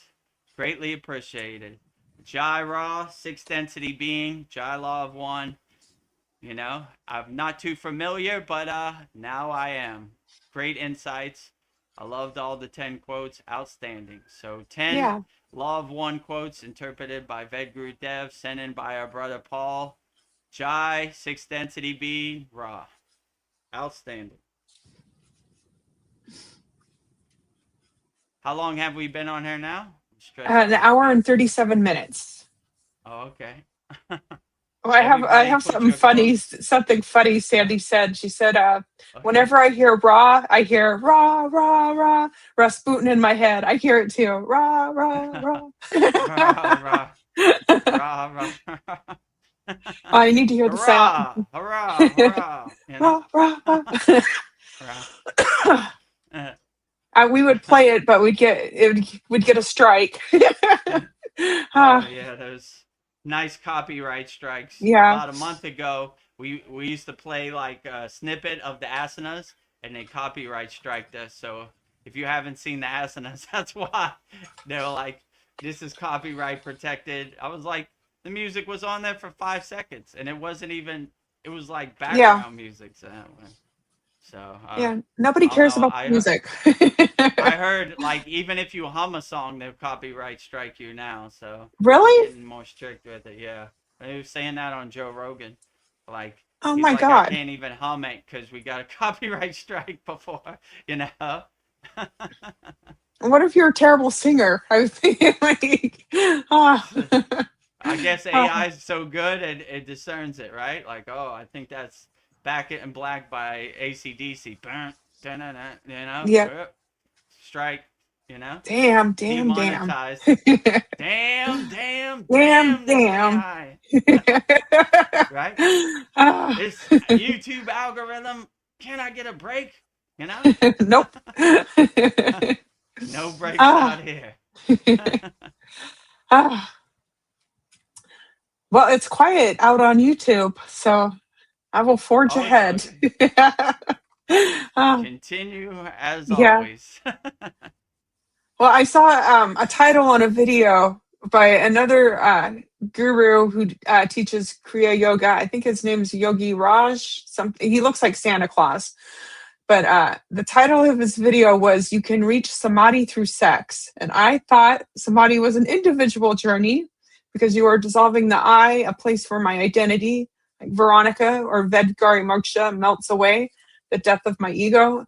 Can there be a shared field of samadhi where they have both entered the same ocean of consciousness? He said that You you can could enter enter samadhi by some. sex. Yes. Sounds like clickbait to me, you know? Yeah. I'm just saying, like, so all right, let's break this down. Yes, break it Okay. down. How first of all, to have sex, you would need a partner, right? Who is The same open level. to that. And to ask for something external to get you into a individual state,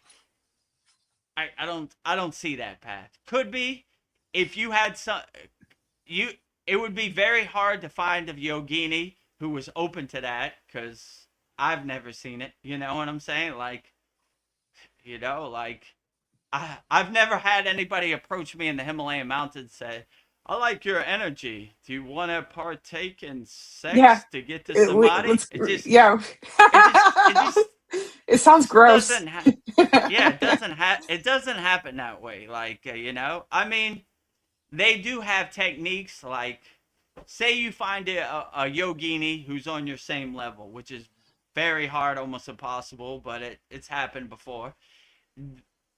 You have the divine union between Shiva and Shakti, and those two energies combined, instead of one fire, it becomes a super fire, and it gets you into a higher state of consciousness to conceive a higher enlightened being, But this is rare. This is a rarity. Let's say it like that. Like, it would, first of all, like, those higher enlightened beings who could achieve that state through sex have already transcended the desire of sex. So Yeah. it's a non-issue. Like, I've never seen in the Himalayan mountains, like, I need sex to get me into the samadhi state. It's just it doesn't happen, like, and how could I say, there's too much going on, and there's too many circumstances that you can't control, that you wouldn't want.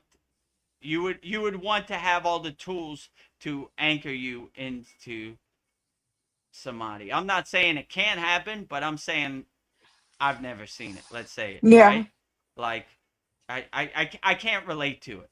If I was going to go into samadhi state, the last thing would be on my mind would be sex, Because that would be a distraction that I don't need to get into that higher state of consciousness. And how did he say you could reach this samadhi state in sex? How? Um.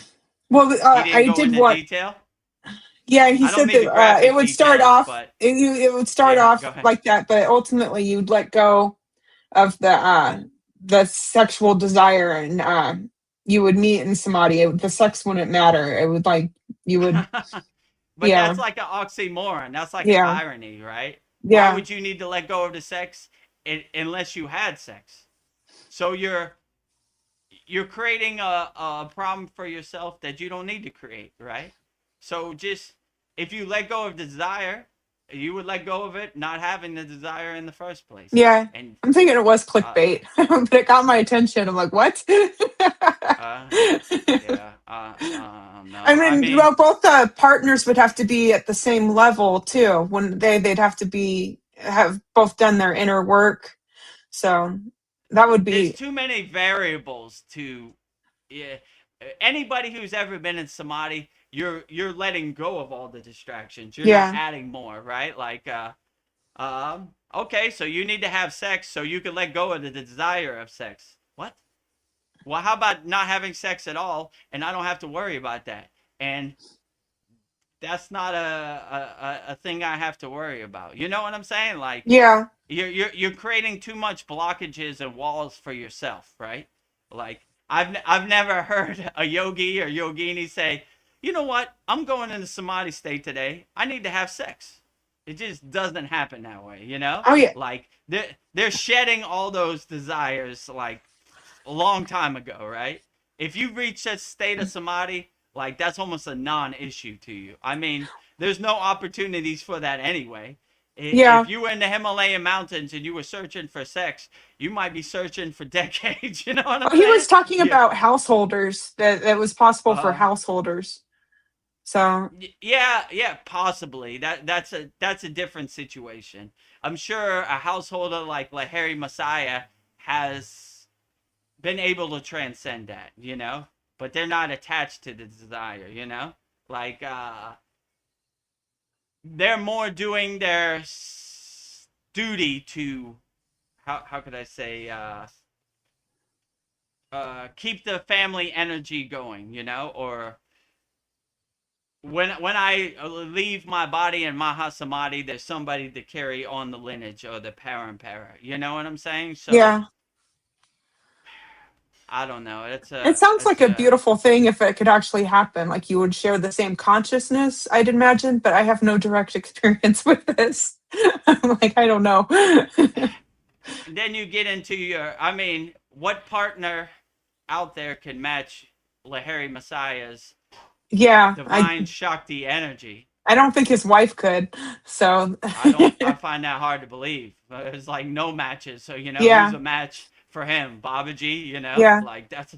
You know, like so. Like I don't know. It's too much kinks in the hose, if you know what I'm yeah, saying. It's too much variables that I can't see happening. I would just be like, I don't need any of this. I'm transcending all desires, all wants, all needs, yeah, and I'm aligning myself in samadhi. Quick and simple, right? I like when you said Jesus said, all you gotta do is prayer and fast. You know, boom. You know, boom, sex. You gotta find a partner. You gotta, oh, too much. yeah, I'm wasting too much time. You know, I just yeah, whoop, anchor myself, pull myself in the samadhi state, and there I am. You know, I'm yeah. not waiting for sex or too many distractions. To That get you yeah, to a higher state of consciousness, and you don't want to depend on external things to get you in that state. That's yes, anti samadhi. yeah, You have all the tools inside you as you, so you uplift yourself and do everything you need inside you as you. So yeah, I would definitely say that would be my suggestion. yeah. I don't know. The only person I can think of is like Shiva and Parvati because she was doing her own inner work. So, but And that is yeah, a rarity. yeah, Where are you going to find a poverty or where are you going to find a Shiva, yeah, That is a super rarity. yeah, You might have to climb to the top of Mount Kailash and, yeah, that's it, if Shiva's open to it. And who knows where he's at. yeah. He might send his bull Who to knows? stop you. Exactly, right? Kick you off the mountain, right? Yeah, Get out of here. get out of here. Oh, well, I don't know. My next question is in Kriya Yoga, the Siddhas crave solitude to do their inner work, and we are told that being alone is a problem in the Maya world to be solved. But what if solitude is actually the destination? What if the goal of the human journey is to be so whole, so filled with your own light that the being only feels like being in the best company you've ever had? So yeah, I was just Yeah, I mean, thinking, the Cetas definitely sought out solitude. Agastya didn't want to be around people at all. He was happy with his divine animals. So, like, this is the sannyasi, the renunciate path. They go to the forest, they go to the Himalayan mountains to do their inner work and be alone with themselves without any distraction. You know, some people choose a monistic life. You know, they would say that is the path to nirvana or true enlightenment, the monistic path. But I used to think that way too. You know, I used to be a renunciate, a sannyasi, living the monistic life. But now that I came back and I have the right awareness, the right discernment, I see that the true mastery, like my guru would say, is being in the world but not of the world. 1 foot in the world and 1 foot out of the world. So if you could navigate this crazy minefield, this crazy thorn bush, rose field, snagging you at every turn, then you're really having some mastery, you know? So I would say to, if you have a restless mind, it'd be a good practice like Paul to go on to a silent retreat, you know? And once you have those tools in your pocket, the Maya delusional world becomes easier to navigate. And you're looking for opportunities to master the Maya delusional world, you know? You're not hiding under your bed. The sky is falling, Chicken Little. You're like, come on with it. I want to Come on with dance. it. You know, I'm gonna take it right on the chin. I was built for this, right? So you have a good mindset to navigate the Maya delusional world. I would say so. Yeah, that's a good path, and a lot of people take that path. I know I've seen thousands of people who are on that path. You know, like that's the renunciate path. You know, but I don't know. I'm beginning to think like it's not one size fits all. Some people Yeah. resonate with that renunciate path, that sannyasi path. I used to renunciate with that too. Like I used to aspire to be a gori. I used to aspire to be a renunciate, a sannyasi. But now that I'm back in the Maya delusional world, I'm like, I have all these tools. It'd be a shame to waste them. So I'm gonna implement them and integrate them into my daily life. And it's gonna be rough out there. It's gonna be difficult, but I was built for this, so I take it on the chin, and I want to be on the front line. So when the ego shows its ugly face, I give it a knuckle sandwich right across the Pow. lips. Pow, yeah, pow, Batman, right across the lips, right? You know, my foot in your ass, you know, devil, whatever, you know. But they never give me an audience. I'm always shining up my shoe, you know. I'm like, where's that devil at? I wish he would Yeah. come around, you know. I ain't got no opportunity to put my foot in his ass, you know. So they go for easy targets. If you're not in a state of fear, like I'm trying not to be in a state of fear 24 hours a day. They don't give Yeah. you an audience. That's their currency. That's how they creep in the back window through fear, you know? So if you're not scared, you never really have an audience of these so-called beings, you know? Well, we're about at the 2 hour mark, so I was thinking maybe we'll wrap this up, but I'll give you some good questions to end this. Okay, sounds Yeah. great. And if Yeah. anybody has any questions in the YouTube chat, put them in there. We'll answer Yep. them wholeheartedly before we wrap this up. um, does it take more courage to build a wall around your heart or to keep it open as an act of spiritual rebellion? I think it takes more courage to keep your heart open. Why Yeah. would you want to block your heart or put a wall around it? You would never want to do that. You know, it. I like to look at my heart chakra, my anahata, as like Iron Man. You know how he has that light in the middle of his chest, right? Let it shine, shine Yeah. bright like a diamond as best as you can. Let it be your north star, your guiding light. You know, your lighthouse to ships lost at sea. You know, so yeah, I would never. Life is hard enough without putting obstacles, resistance, blockages, walls around your heart. Let your heart be free. Yeah. Bring your heart chakra to the Share your forefront and heart. bring all that distraction to the background, right? You know? Yeah. Like Yeah, never block your heart chakra. I mean, I don't know. For the first 40 years of my life, I blocked my heart chakra. I'm trying to never Aw. block it again. You know. Yeah, I think people You don't know. like feeling vulnerable. That's why they block their heart. But keep it open.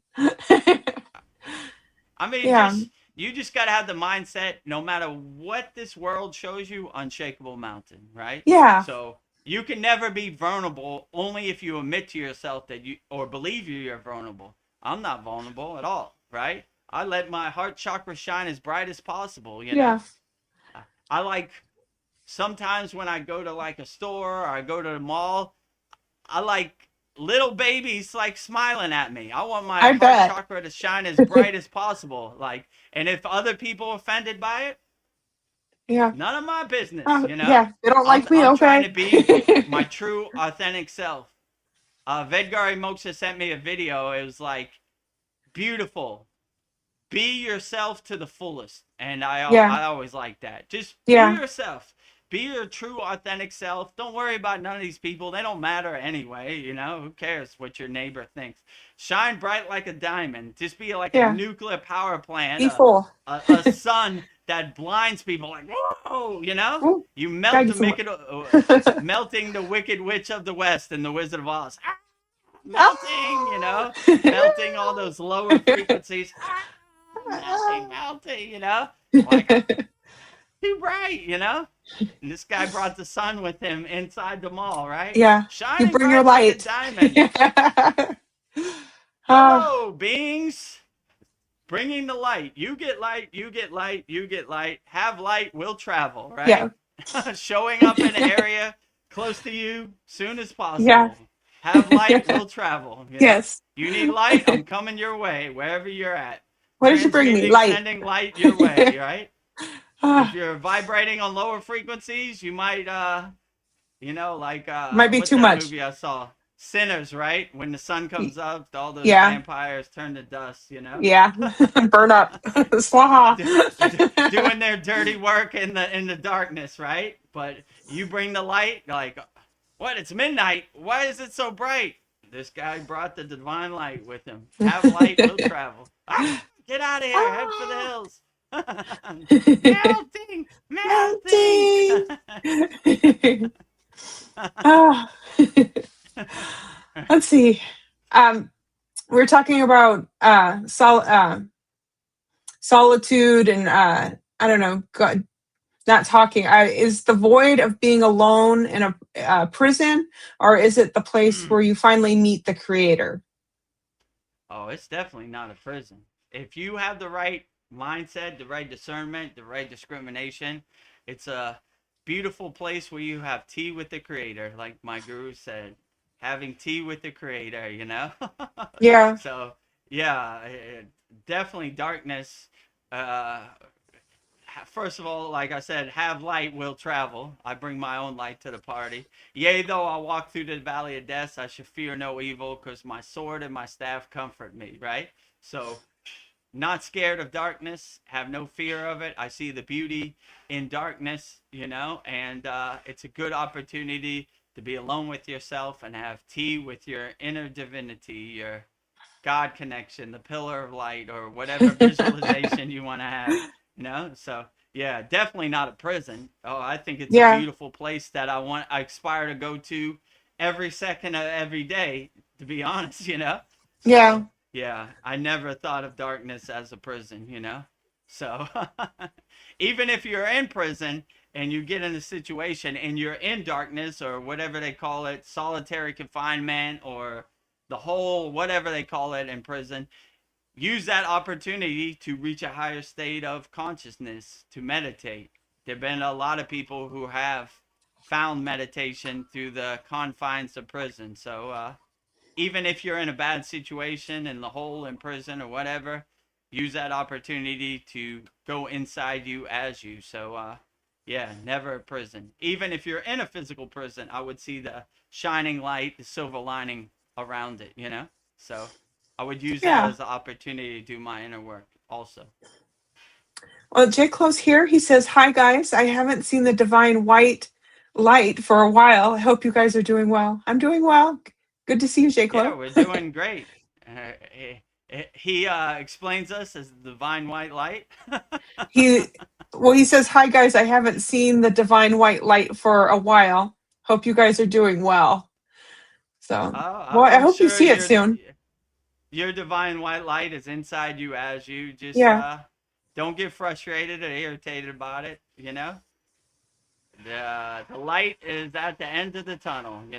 I'm sure the divine light is inside you as you. It's probably dormant, waiting for you to get to it. Do your inner work, and we all have our divine inner light that we could see. You know, just do Yeah. your inner work. Keep going. You're doing a great job, Jake Blow, and yeah. If it's a white light, it's a green light, whatever light it is, enjoy it to the fullest.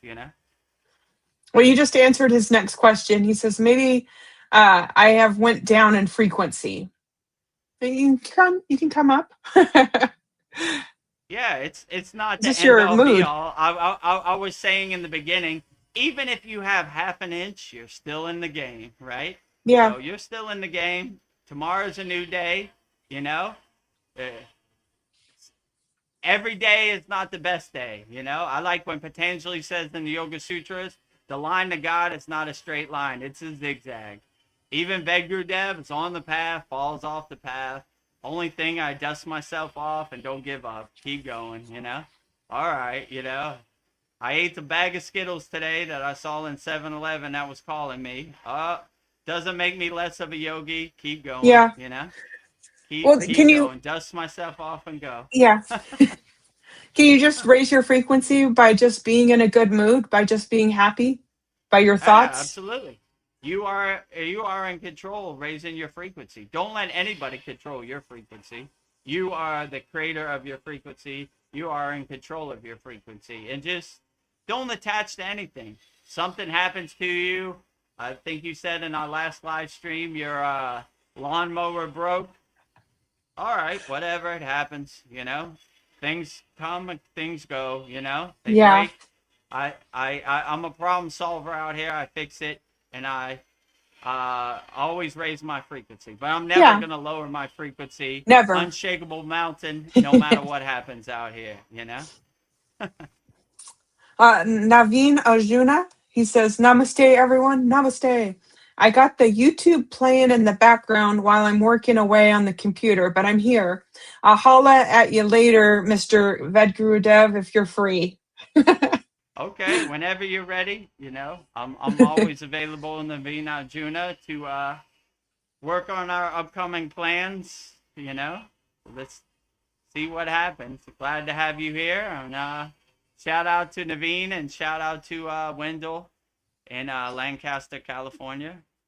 I'm Yeah. glad you're working hard away.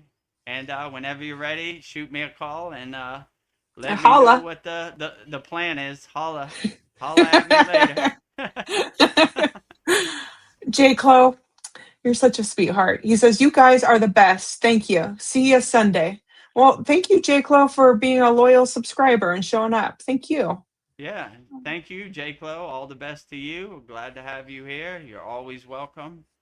Always welcome your profound insights and questions. Yeah. So love to have you always, and look forward to seeing you on Sunday for our Soul Talks live from a Thailand beach. Yeah. Okay, my next question for you is your purpose something you find out there, or is it the quality of energy you bring to everything you do right here? Is that your I would purpose? say it's the quality of energy you do in the present moment. You know, Yeah. so instead of looking for something external, you look. I like when the C word happened. I asked my guru, what should I do, Baba? He said, if you can't go outside, go inside. So I always have that mindset. The tools I need are inside me as me. I'm not looking for anything external. I have everything I need internally. So I would always have that mindset. Happiness is not external, it's internal. So if you have that mindset, you're not looking for anybody to come save you or any external thing to help you. You're helping yourself. I have all the tools I need. let's get to work inside me as me. So yeah, I would always look inside, not outside, you know? Is your ego a villain you need to kill, or is it just a scared child that needs to be held by your higher self? I would say your ego is a scared child that needs to be held by your higher self. But Yeah. I mean, to be honest, I don't really even think about the ego too much. It's like Yeah. a word that Don't doesn't give it even exist in attention. my universe. I yeah, like sit in the corner. It doesn't even exist in my universe. So I'm just like, it's a non-issue, if you know what I'm saying. Like I'm doing my sadhana, and as a byproduct, dissolving my ego. You know, so ego is a a person that it doesn't exist in my house, you know. I mean, Yeah. it's always around there. You know, Yeah. Krishna says in the Bhagavad Gita to Arjuna, your ego is always hiding behind that tree. You know, my guru used to say, your ego doesn't come in through the front door, it comes in through the back window like a thief in the night. I don't know. I don't even really acknowledge it. You know, I got too much on my plate where ego doesn't exist in my universe. So I'm not trying to cradle my ego, or I'm not trying to demonize my ego. It's just whatever, you know? Like, I don't know. Like it's a ghost story over there somewhere that I don't have time for, if you know what I'm saying. Yeah. I don't got You know? time for that. I got time for My you, time. ego. Hit the Bye, road, Felicia. ego. Hit the road. I got Bye, time for you, Felicia. you know? I like when my Oh, guru said, if God is outside in the cold and rain, welcome him into your house. If the ego's out in the cold and rain, leave him out in the cold and rain. Bye, You know? Felicia. So, bye, Felicia. Get lost, right? Yeah. You know?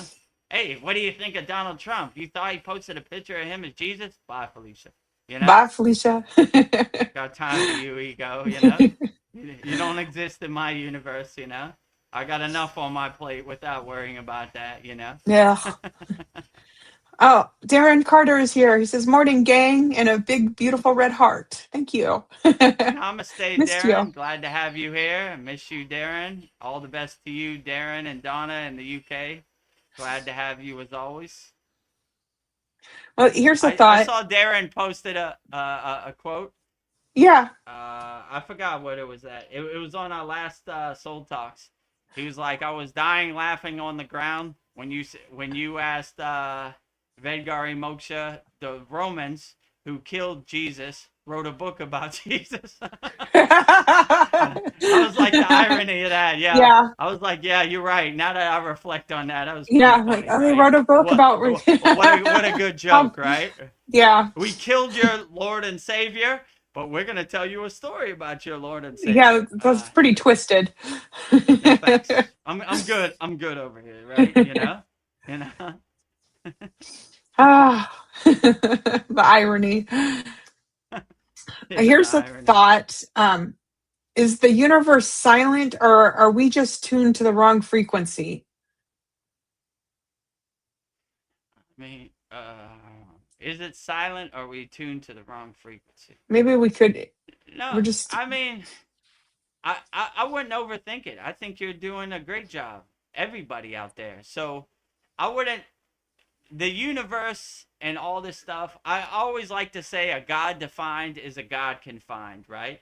So I'm not trying to put God in a box or make sense out of God. It's always beyond my comprehension, if you know what I'm saying. So I'm like,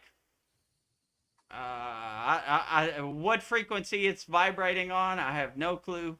It's beyond my comprehension. So if Yeah. it's silent or it's vibrating, you know, I'm just trying to do the best I can in the present moment, you know? I'm not really trying to overthink it or get in my own way. I'm like, these are the cards we're dealt when I wake up.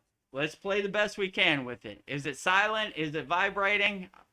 I don't know. I'm just trying to navigate this world as best as I can in the present moment, if you know what I'm saying. Yeah. So that's kind of how I look at it, you know? Like, I don't know. It's beyond my comprehension. A universe to find is a universe confined. I don't want to put a universe in a box. It is what it is. It's beyond my comprehension. I got enough on my plate in this Maya delusional world. I'm definitely not trying to make sense of the universe beyond my comprehension. uh, I think this is my last question. If you were the only soul left in the universe, do you think you would still be the same person you are today? Absolutely. I wouldn't change a thing, you know?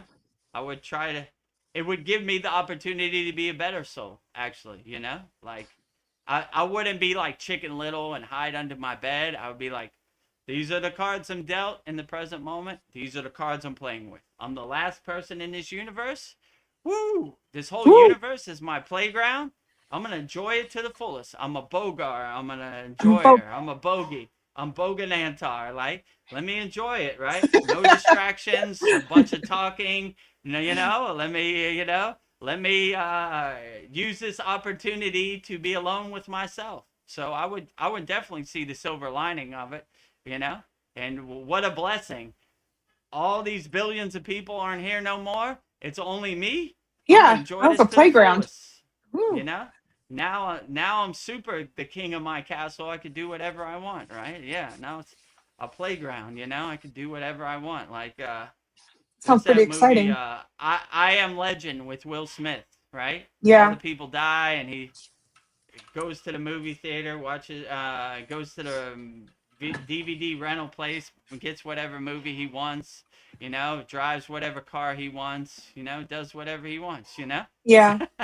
So most people would see that as hell, as lonely. I think that's a beautiful place to be, you know. Yeah, I mean, I don't wish that, but if it happened, I would navigate it accordingly. I would see the silver lining in it. Let's say it like that, you know. All right, more opportunity to do my sadhana alone by myself. I got the tools I need. I'm good, you know. yeah. I was just thinking of this old Twilight movie I saw years and years ago. It was this guy, he was the last person on Earth, and he had all these Mhm. books to read, and he was so excited, and then his Yeah, eyeglasses like broke, and he couldn't read them. oh, It was well, sad. you know, that's the Twilight Zone. You know, I don't Yeah. know. Yeah, find something else to do. You know, Yeah. I got all these books to read. I mean, there's movies or whatever. You know, I Yeah. don't know if your eyeglasses break. Just meditate all day. You know, Yeah. you find the silver lining. Make You your know, own it's not the stories. end all be all, right? You know, I know they try to make it dramatic for the TV Yeah. show, like, oh, damn, damn, Damn, damn. damn, I wanted to damn. read all these books. Such exciting times, and I stepped on my eyeglasses. Damn me, you know. But if you have the right discernment, you just do something else. Okay. Yeah. Well, Start painting. I enjoyed those books, you know. But now I'm gonna start painting. You know. Now I'm gonna Yeah. make music. Now I'm gonna drive a race car. I don't know, whatever. You know. So Yeah. you know, you pivot, you change course, you change accordingly, you know? All right. You know, that was nice while it lasted, but I ain't got no eyeglasses, so I guess I'm going to retire the books. I enjoyed it, Yeah. you know, but now I'm going to start painting, you know? Well, use your third eye. Open your third eye. You'll be able to read it. That's Yeah, my. exactly.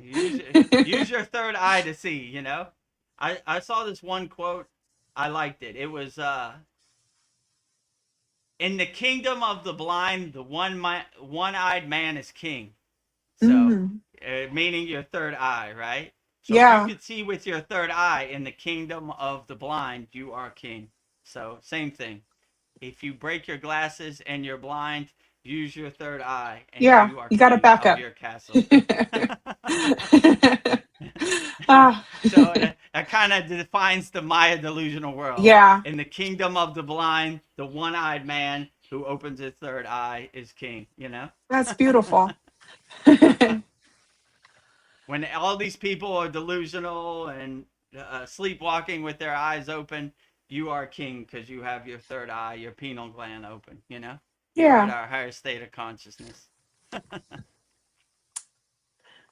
Well, I guess I'll go with my closing thoughts. I was just, and I don't know, it's closing thoughts. I was saying, may we all stop chasing the light and realize we are the ones holding the lamp. Peace to the mind and power to the heart. So, yeah, I think that sums up our satsang tonight. Jai Babaji, light every cell of your body, light your inner lamp with your inner divinity. Obtain the divine light inside you as you, and you will be on the right track. Stop looking for external people to save you.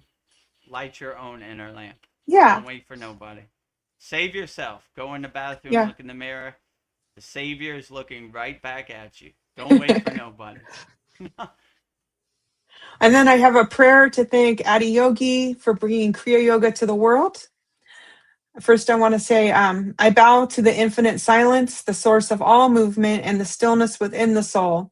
I offer my deepest gratitude to the great lineage, the golden chain of light that has preserved the sacred silence of Kriya Yoga through the ages. I offer my gratitude to the masters who walked before me, those known and unknown, who kept the flame of Kriya burning in the darkness. Through their discipline and compassion, the path to the divine has been made clear. My heart travels back to the primordial origin of Adi Yogi, Mahadev, Mahadev, Mahadev, the first teacher, the Lord of Yoga, who first perceived the mechanics of existence and gifted humanity the tools of liberation in your dance. The universe is born in your stillness. The yogi finds home. Thank you for the gift of the breath, the sacred ladder between the finite and the infinite. Thank you for the Kriya, the lightning path that purifies the spine. Thank you for the prana, the life force that awakens the sleeping spirit. Thank you for the peace, the natural state of the soul revealed through practice. May the blessings of the Guru flow through me. May my every breath be a prayer of union, and may my every action be an expression of divine harmony. Let there be peace in my heart, peace in my home, and peace across the earth. Om Shanti, Shanti, Shanti. Mahadev, Mahadev, Mahadev. I just had the inspiration. I'm gonna put that in who do we got there Tony. now? Hi, how are you guys? Tony. Nice. I thought I'd stop glad by. to see you, Tony. Good, how are you guys? I miss Have you guys. Yeah, good to have you, Tony. Yeah, I just got out of class. I was like, oh, let me check up on my peoples real quick. You came just in time. We were about to end this. Oh, were you? Okay. Perfect. I just don't keep me don't let me keep you guys. Oh. But I just wanted to say hi, stop by because I didn't see you guys this weekend. Last weekend, I mean.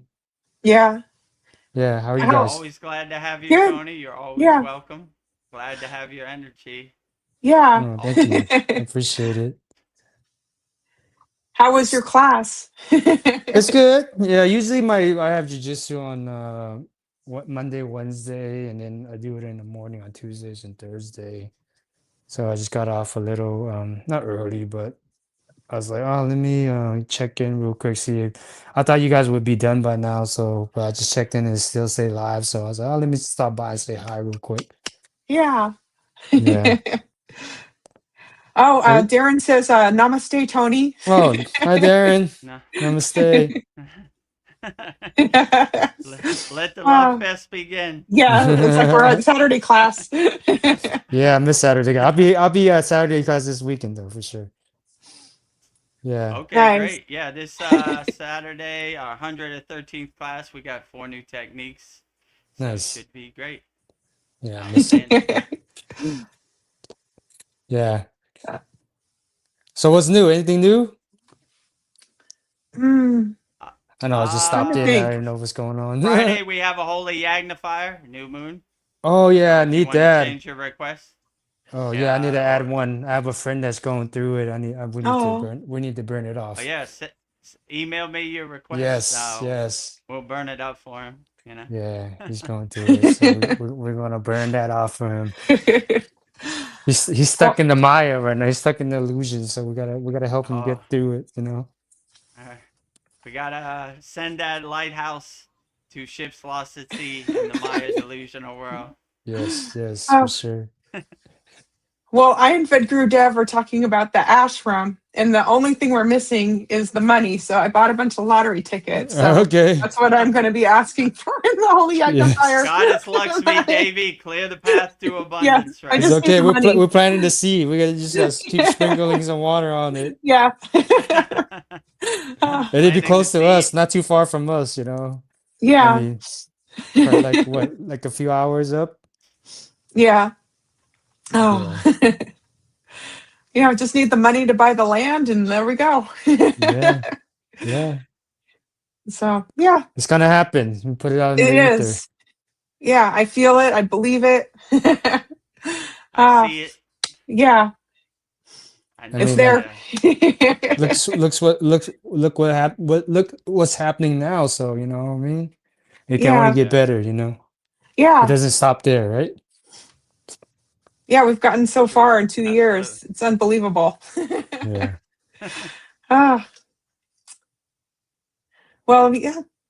Anything else? Let me think. I don't know. Just going through life and doing the best I can. So Yeah. keep on chugging along. So Yeah. yeah, That's all you can do. Yes, yes, Be the best you can. That's yeah, all we ask. yes. So you guys were finishing up right now? yeah. We were just. I was just doing my closing prayer, and yeah, we're just saying our goodbyes. Awesome. Well, don't keep me waiting. I got cook dinner and everything, but I definitely come on Saturday and see you guys and we Okay. can catch up on that day. But yeah, Oh, I'll Thank send you the for email. stopping by, Tony. Yeah, no worries. I'm glad I caught you guys I before. am too. Yeah, I'm always happy to see you. likewise, Yeah. likewise. Yeah, Uh, always good to see you guys for sure. But yeah, okay. Well, don't let me keep you guys. You know, up. I just came by really to say hi. I miss you guys. I miss you too. I'll see you guys on Saturday.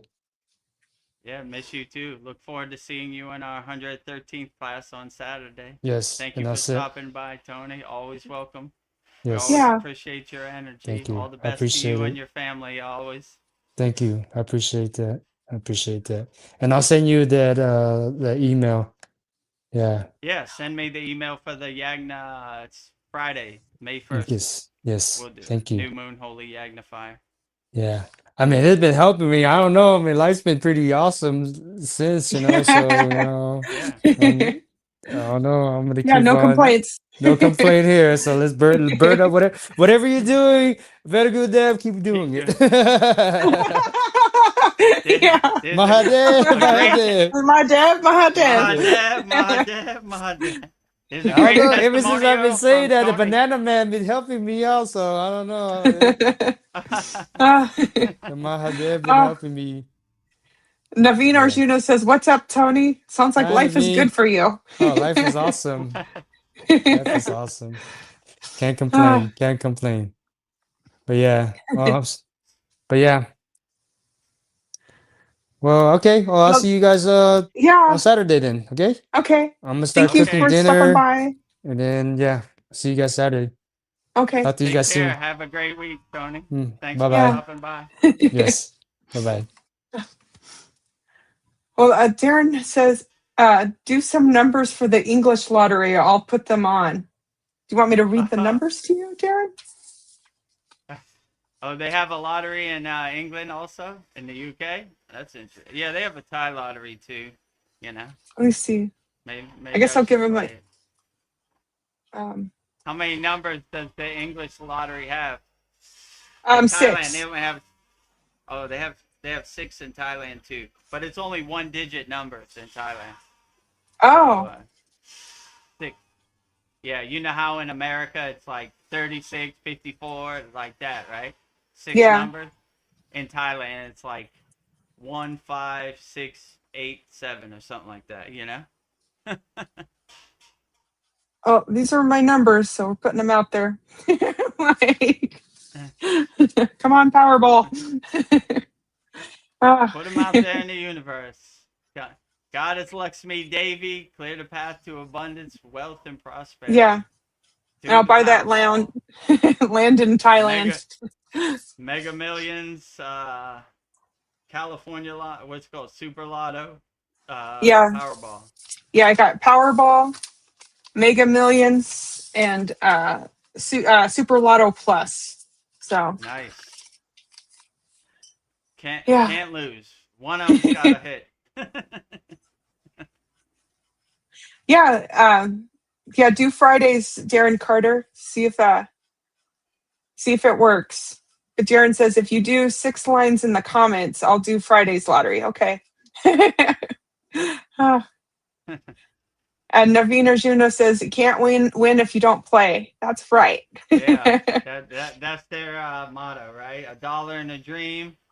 What else did they say? Something, you know? Yeah. If you can't win if you don't play. Yeah, I think that's their Darren tagline. Darren Carter says, Dev, shout some numbers out. Do you have some numbers? We play them in the UK. I don't know. Whatever. Is it 1-digit number or 2-digit number in the UK? I'll shout out. How many? 6, right? Yes. Okay. Ask Darren in the UK. Well, I think he's finding out. Or he hasn't responded yet. If it's a 1-digit or 2-digit. Thailand, it's only 1 digit, you know? Yeah. Like, it's like 3, 5, 6, you know? Oh, he says it goes up to 49. 49. Okay. 6 numbers, right? Okay, let's see what this stream of consciousness gives me. Come on, Luxmi. Yeah, see what comes to your... 36, 14, that's 2, 25, 3, 7,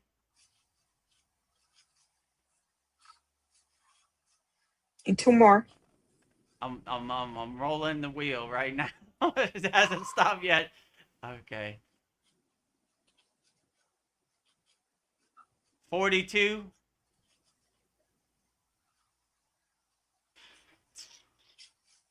17. Okay. Okay. Those I'm going to play those. Stream It's of Friday. consciousness. Yeah, write it down or rewind this soul satsang back, you know? Hopefully. I'm not Those that are good lucky, numbers. but I transmute my energy towards you. Yeah. You just made a bunch of millionaires out there. Come on, Powerball, right? I can see everybody watching the live stream. 17. Yes. No. We have all these millionaires. I can't play. You know? Well, whatever my win, shed some love back. You know. I don't need 100%. Yeah, 20%. You know. Vedagurudev tapping into the Akashic records, the stream of consciousness. You know. Darren Carter says, I know someone who won 22 million. Ooh. Whoa. Oh, right. That's good. Good energy. Yeah. It's out there in the ether, you know? Yeah. That's cool. Life-changing. Yeah. And most of the time, you don't know anybody whoever wins, right? You see on TV some, like, Mexican guy holding up the big check or whatever. You're like, damn, you know? Well, I'm buying that land in, down the street from you. Thanks, hooray. Oh, Thailand, right? Yes. Yeah, I'm paying my bills and that one. Yeah, I'll still have plenty of money. Pay off all your debt and everything, right? Yeah. Right? Freedom. Out of away from the grindstone of the debt Maya delusional world. Yeah, what a beautiful thing. Financially freeing, right? Helping people, so. Ooh, I just saw a bird fly behind you. That was so beautiful. It was a big black bird. I see him over there. I have like a, what do you call it? What do you call it? What the birds drink out of the water? Like a water fountain, or? Yeah, it's not a fountain. It's like where they could drink water. You know. Bird. Well, I don't know. Watering. Bird. What is the word for that? Bird bath. Yeah, it's something. Oh, bird bath. You know? Yeah, they like to wash themselves in it too, you know, drink water out of there, so it's cool. Oh, good confirmation. Yeah. Lucky Powerball bird. Come on, Powerball. Yeah. I remember I went to Goa, which is like a island off of India, right? And they have like gambling boats on the river in India because they can't gamble on land, so they work around it. They gamble on the river, right? And my friend was like, "You want to go to gamble boat?" I was like, "I don't gamble, but I'll go hang out." He was like, "They have a buffet or whatever," and I was like, "Veg," and I was like, "Okay." And there was a guy who was like, "Come on, monkey, monkey." He kept saying monkey, right? And I always remember that monkey. Come on, Powerball, monkey, right? Monkey hits, woo, woo, woo, woo, win 140 million. Woo, the monkey, Hanuman is king, Yeah. Sri Ram. Come on, monkey. So, Hanuman, if you're out there listening, Lakshmi, if you're out there listening, whoever has Yeah. their ears opening, be greatly appreciated if Vedgari Moksha could win the Powerball. Yes. Or our brother Darren could win the UK lottery. Greatly appreciated. Ah. I Well, transmute all my energy and all my wealth and prosperity their way, yeah. Or maybe Maybe that's a I way don't we know. could get more subscribers because we have the winning numbers from our dear guru, our beloved guru. Darren Carter if asked, you happen to win with my number, at least join the Kriya Yoga Masterclass. Yeah, Show us some love. that's the least Buy you can something do. from our store. Buy some Yeah, shirts from the buy store. a T-shirt. Give back. Darren, Darren Carter says, don't forget to put the numbers in the comments and I'll get Donna to put them on the 6th line. So I did. And Darren says the comments after going live. Oh, I already put it on. Damn it. I just put it on. I can't erase it now, can I? Yeah, I mean, I can't delete it. Oh, you can? Yeah. Or you could just write it down from the comments. Yeah. I had to watch that back. I don't even remember the numbers I said, I wrote it down. The stream of consciousness hit me, and that's...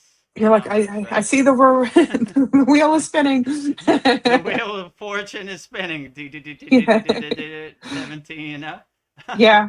They have those balls in America, right? Like they're like in vacuum tubes or something, and they spin it, Yeah.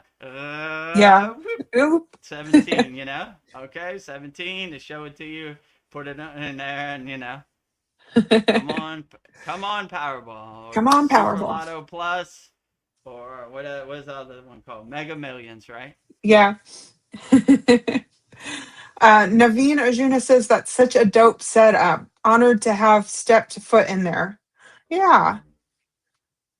So here, right? Yeah. Yeah. Naveen Arjuna and his friend Wendell were here live and saw how the sausage was made. Our Satsang, our live class. They saw the exact place. They even met my 16-year-old daughter. I dropped her off on the way to Bangkok, at a friend's house. So they got the whole Vedagurudev ashram house experience. Got to see how the sausage is made, or how the donuts are made. How the donuts are made, right? And they also saw my DJ plaques and my awards and that type of stuff also, right? Yeah. From both perspectives, DJ and yogi. I just see them through Instagram.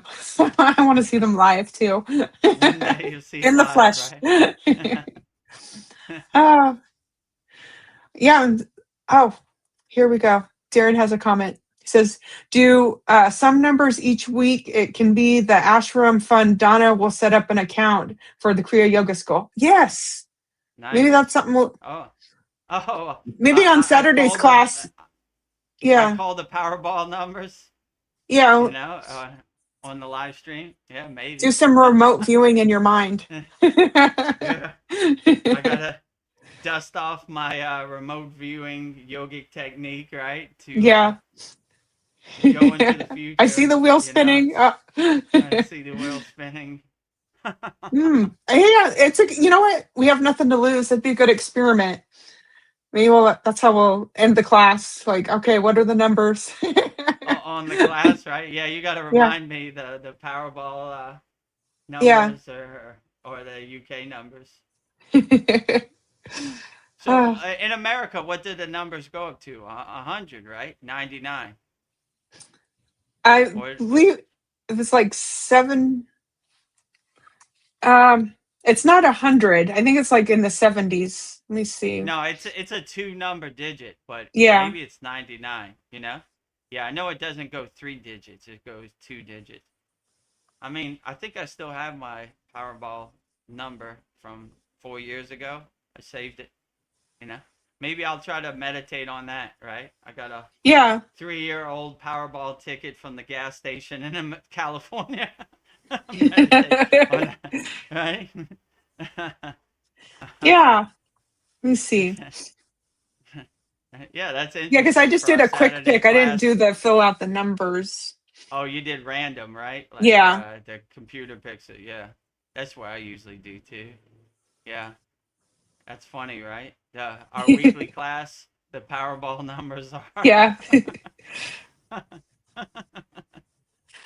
I don't know. I'll find out for you. I think Oh, it's it goes okay. up to like 70. I don't think it goes up to 99, but I could be wrong. Oh, okay. Probably. I've been wrong before. UK is 49 and America is somewhere around 70. I'll look. I have it inside, but you know, or maybe did I throw that away? It's been a while. You know, it's been like 4 years, 3 years since I went to America. You know, Yeah, I asked I what was the like, numbers go up to, and it just told me how much the pot's up to. I want to know how many okay. numbers I get to choose from.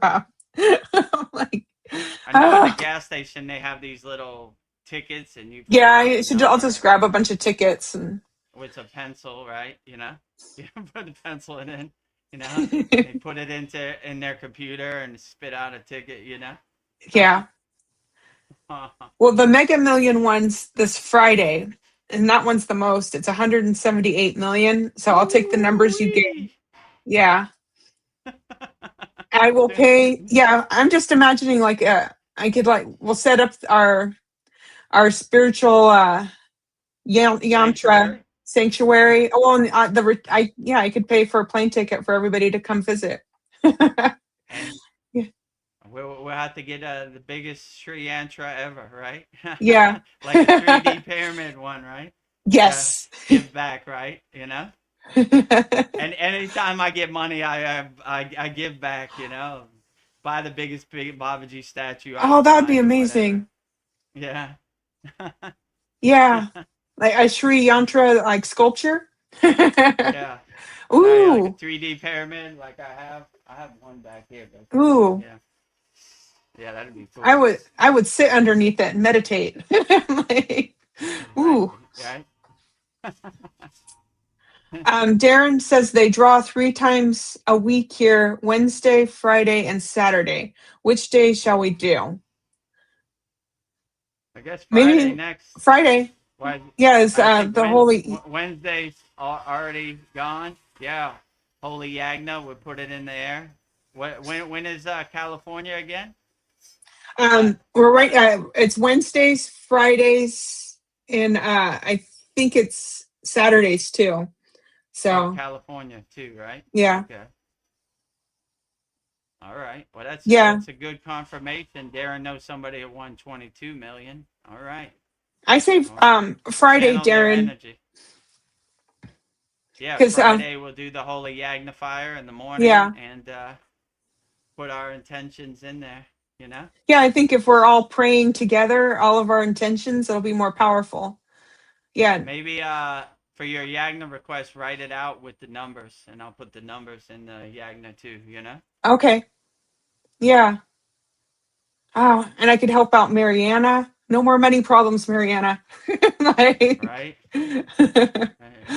oh, Tax credit, not necessary. yes. Waiting on the Canada government, you're waiting forever, right? Clear all Yes. debts. And Darren Carter's just confirming Friday. Yes, Friday. Okay, Friday.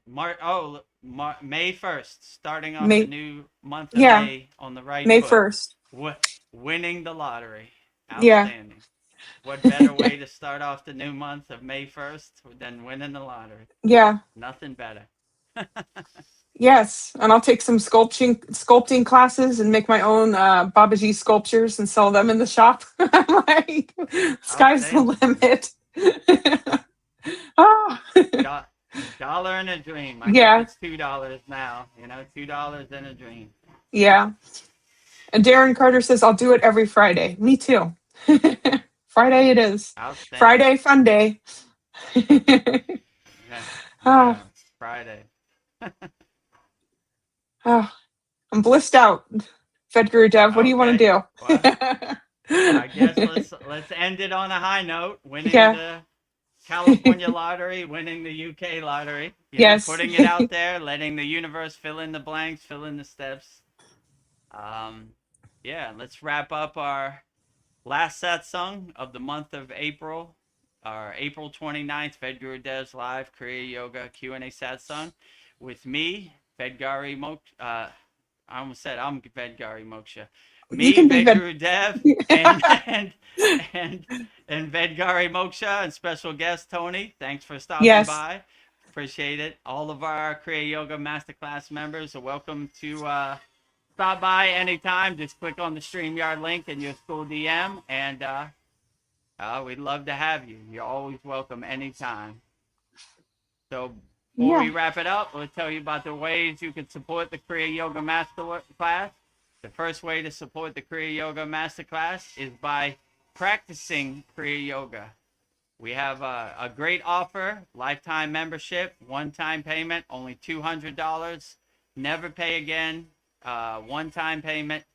Just go to kriyayogamasterclass.com and you'll see all the wonderful and amazing benefits you get from becoming a lifetime member of our Kriya Yoga Masterclass. Just go to kriyayogamasterclass.com and in this video, you'll see everything you get in our Kriya Yoga Masterclass.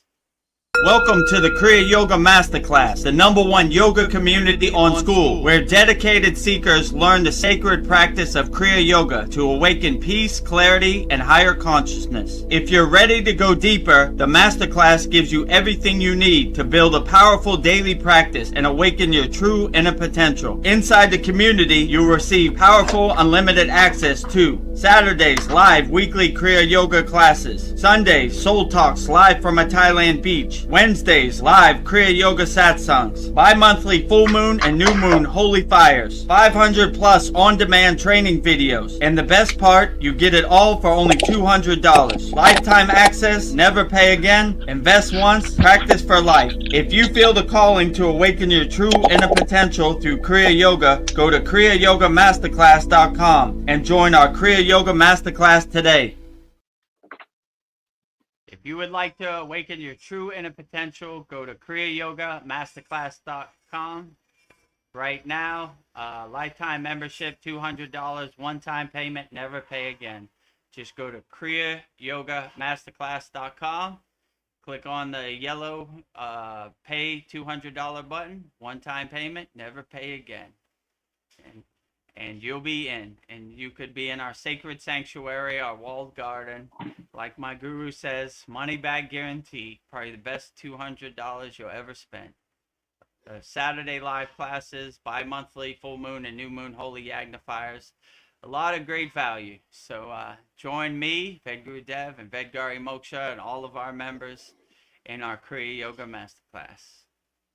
Money back guarantee. The second way you could support the Kriya Masterclass is by visiting our Kriya Yoga store for all your spiritual needs. Support Vedgari Moksha's divine hand-painted artwork, shirts, notebooks, tumblers, canvases. We have 608 Raksha beads left, going fast. So if you need some Raksha beads and sutra, divine protection, just go to kriyayogashop.com and you'll see the Sri Yantra postcard comes with every 108 Raksha beads. So yeah, very great, excellent store. Just go to kriyayogashop.com and you'll see everything we have to offer in our Kriya Yoga shop in this video right here. Go to kriyayogashop.com to explore our Kriya Yoga store. When you look online, most spiritual items feel mass-produced, disconnected from the sacred meaning they're trying to represent. That's exactly why we created the Kriya Yoga Shop, a place where authentic spiritual symbolism and divine artwork come together. Inside the Kriya Yoga Shop, you'll discover 108 Raksha beads and Vedgari Moksha's divine hand-painted artwork on t-shirts, notebooks, tumblers, and canvases for Goddess Kali Devi, Kriya Yoga Samadhi, the divine union of Shiva and Shakti, Babaji on the fire, Lord Ganesha, the 7 chakras, the Sri Yantra, Vedagurudev and Satupan Lake, the Holy Yagna fire, Shanmukhi Mudra.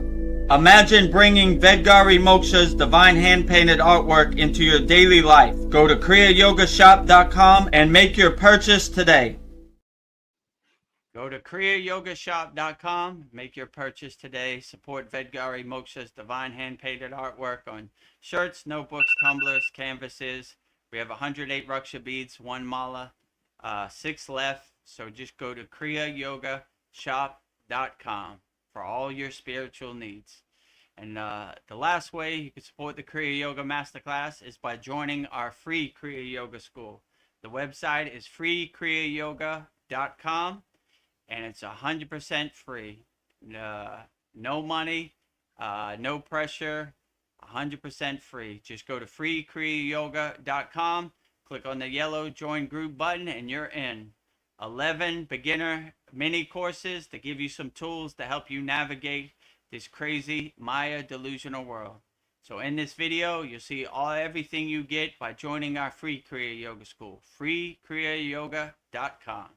Welcome to the free Kriya Yoga School, the #1 authentic yoga community on School, where thousands are actually practicing Kriya Yoga worldwide. This isn't theory, it's real transformation. Inside you'll get authentic Kriya Yoga teachings, simple, practical, and powerful. 2 YouTube live streams every week. Wednesday, live Kriya Yoga Q&A satsangs, getting direct answers. Sunday, live deep soul talks on a Thailand beach. 11 step-by-step beginner mini courses. No confusion, just progression. A global community that keeps you consistent. Real support, so you stop quitting halfway. Here you get structure, accountability, and momentum. And it's 100% free. So the real question is, are you ready to practice Kriya Yoga or just keep watching? Click the yellow join group button now or stay stuck. Your call. Click the yellow join group button now or stay stuck. Your call. Just go to freekriyayoga.com. And if you want to become a member of our YouTube channel, just go to youtube.com/@Vedagurudev.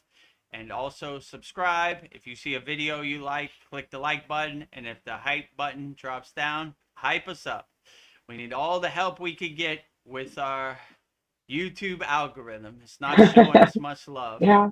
Even one of our members, Kyle, said, I think YouTube is playing games. I was like, 100% they're playing games, but hype us up. They're not showing anybody love really in this day and age. So, you know, make sure you subscribe so you stay up to date with all of our daily Babaji quotes, daily masters lists, twice a week live streams, and everything we have to offer. Just go to youtube.com/@Vedagurudev. And that's about it. Saturday, we have our 113th class, 4 new techniques. So should be very profound. Look forward to seeing all of our members there.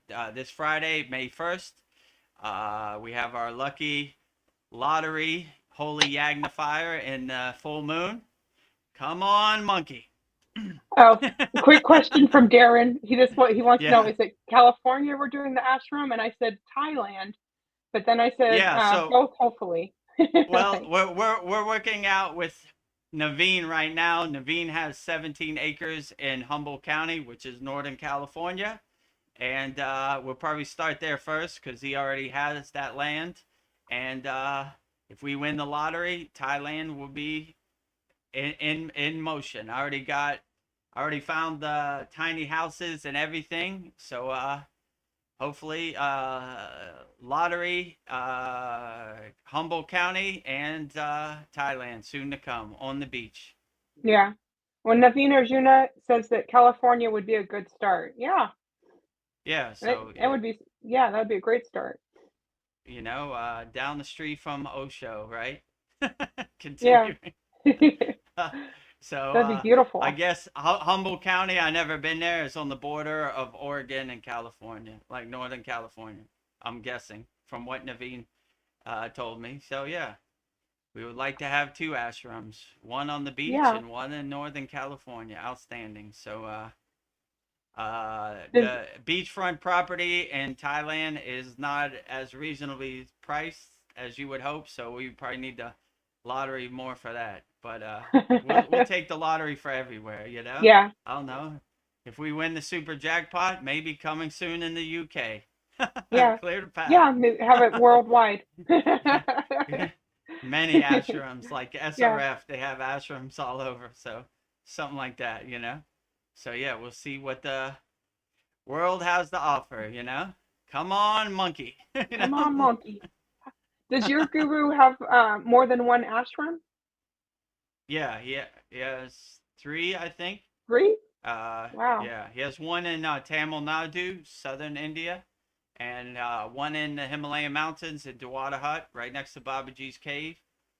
I think there's another one. They opened after I left. I don't know. I have to ask him where his other ones are.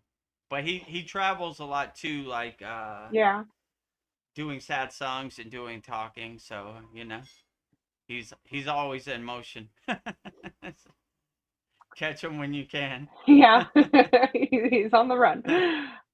Well, Darren Carter says, I always fancied California. I think Humboldt would be a perfect location. So yeah, California's a good spiritual location. You know, Yogananda's place, SRF, Lake Shrine, Pacific Palisades, Malibu. Yeah, they got a lot of good ashrams. Tony's been to the one in San Diego. He says it's real good. Also, I think they have one in Encinitas. So they have a lot of places. I think they have one by Vedgari Moksha in Sacramento. So yeah, there is one. SRF in Sacramento. I haven't been there, but yeah. They got a franchise all over. So follow the leader, right? You know. Hopefully we could have them. That would be a great thing to have them spread out all over. So yeah. Yeah, look forward to starting in Humboldt County, and then we'll see what the universe has in store. Naveen Arjuna says the redwood trees are super holy. Yeah, they're magnificent. Yeah. Oh yeah, outstanding. Oh yeah, that's where they have the redwood trees, right? Yeah. That's up there by like Yosemite, right? Or that's different. I'm not sure. Maybe Narvina can let us know. Oh yeah, I like those redwood trees. They cut like a hole in it. It's like a tunnel. Yeah, and you drive through. Petrified wood. So cool. Nice. Darren Carter, he says, "Move over, Yogananda. We're coming." Yep. Move over, Yogananda. We're coming, right? The Kriya Yoga Masterclass is coming, right? Yes. So yeah, hopefully in the future we have a nice ashram, a nice place to do retreats, nice place where you could do your sadhana with Vedagurudev in person and ask your questions. So putting it out there in the universe. Hopefully it comes to fruition. It will. I feel it. I'm putting the bhava out there. I believe it. So be it. It is done. Yes. So I guess with that said, let's wrap up our last satsang of the month of April 2026. Vedagurudev's live Kriya Yoga Q&A satsang with me, Vedagurudev, and Vedgari Moksha, and special guest Tony. So we'll end this how we always end this, with Babaji's Mula Mantra. Anytime you're going through something and you want to call Babaji's direct phone number, I will give you mantra diksha for Babaji's Mula Mantra, which is Om Kriya Babaji Nama Om. And Vedgari Moksha will say it so beautifully 3 times right now. Om Kriya Babaji Namo Om. Om Kriya Babaji Namo Om. Om Kriya Babaji Namo Om. Om Kriya Babaji Namo Om. Om Kriya Babaji Namo Om. Om Kriya Babaji Namo Om. If you resonate with Kriya Mataji, I will give you Mataji's Mula mantra, which is Om Kriya Mataji Nama Om. And Vedgari Moksha will say it so beautifully 3 times right now. Om Kriya Mataji Namo Om. Om Kriya Mataji Namo Om. Om Kriya Mataji Namo Om. Om Kriya Mataji Namo Om. Om Kriya Mataji Namo Om. Om Kriya Mataji Namo Om. Next, we will say Loka Samasta Sukhino Bhavantu, sending peace, love, harmony, and freedoms to all beings on all planes of existence. And Vedgari Moksha will say it 3 times so beautifully right now. Loka Samasta Sakino Bhavantu. Loka Samasta Sakino Bhavantu. Loka Samasta Sakino Bhavantu. Loka Samasta Sukhino Bhavantu. Loka Samasta Sukhino Bhavantu. Loka Samasta Sukhino Bhavantu. And lastly, we will say the Shanti Universal Peace Mantra, sending peace and love to all people all around the world. And Vedgari Moksha will say it so beautifully right now. Om Shanti Shanti Shanti. Shalom Sat Nam Sadhu Tao Am Spirit Swami Kami Amen Amen Umen Selah Om. Om.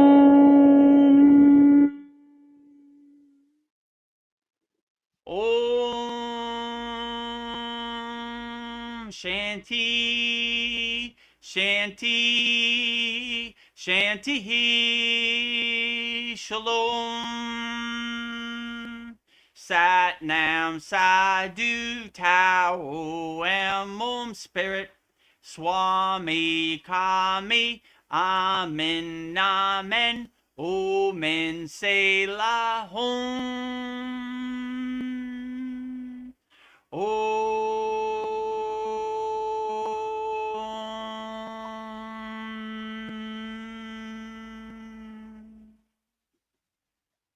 Welcome to the Kriya Yoga Masterclass, the #1 yoga community on SKOOL. Inside you'll get unlimited access to live weekly Kriya Yoga classes, soul talks live from a Thailand beach, live Kriya Yoga Satsangs, bi-monthly full moon and new moon holy fires, 500 plus on-demand videos, and you get it all for only $200. One-time payment, lifetime access. Go to Kriya Yoga Masterclass and join the Kriya Yoga Masterclass today.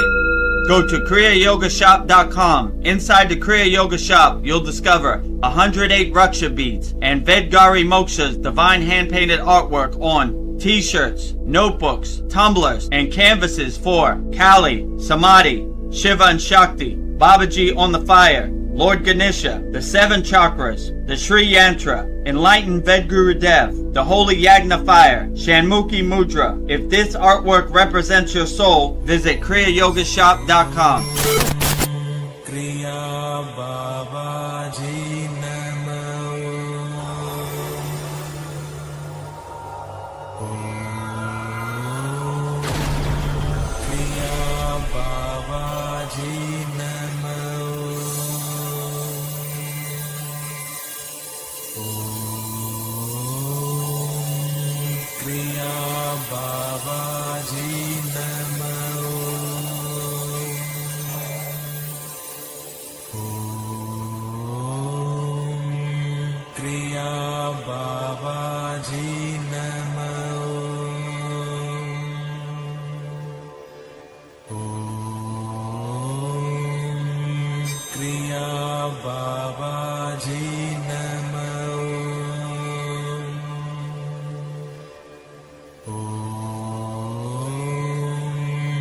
Kriya Babaji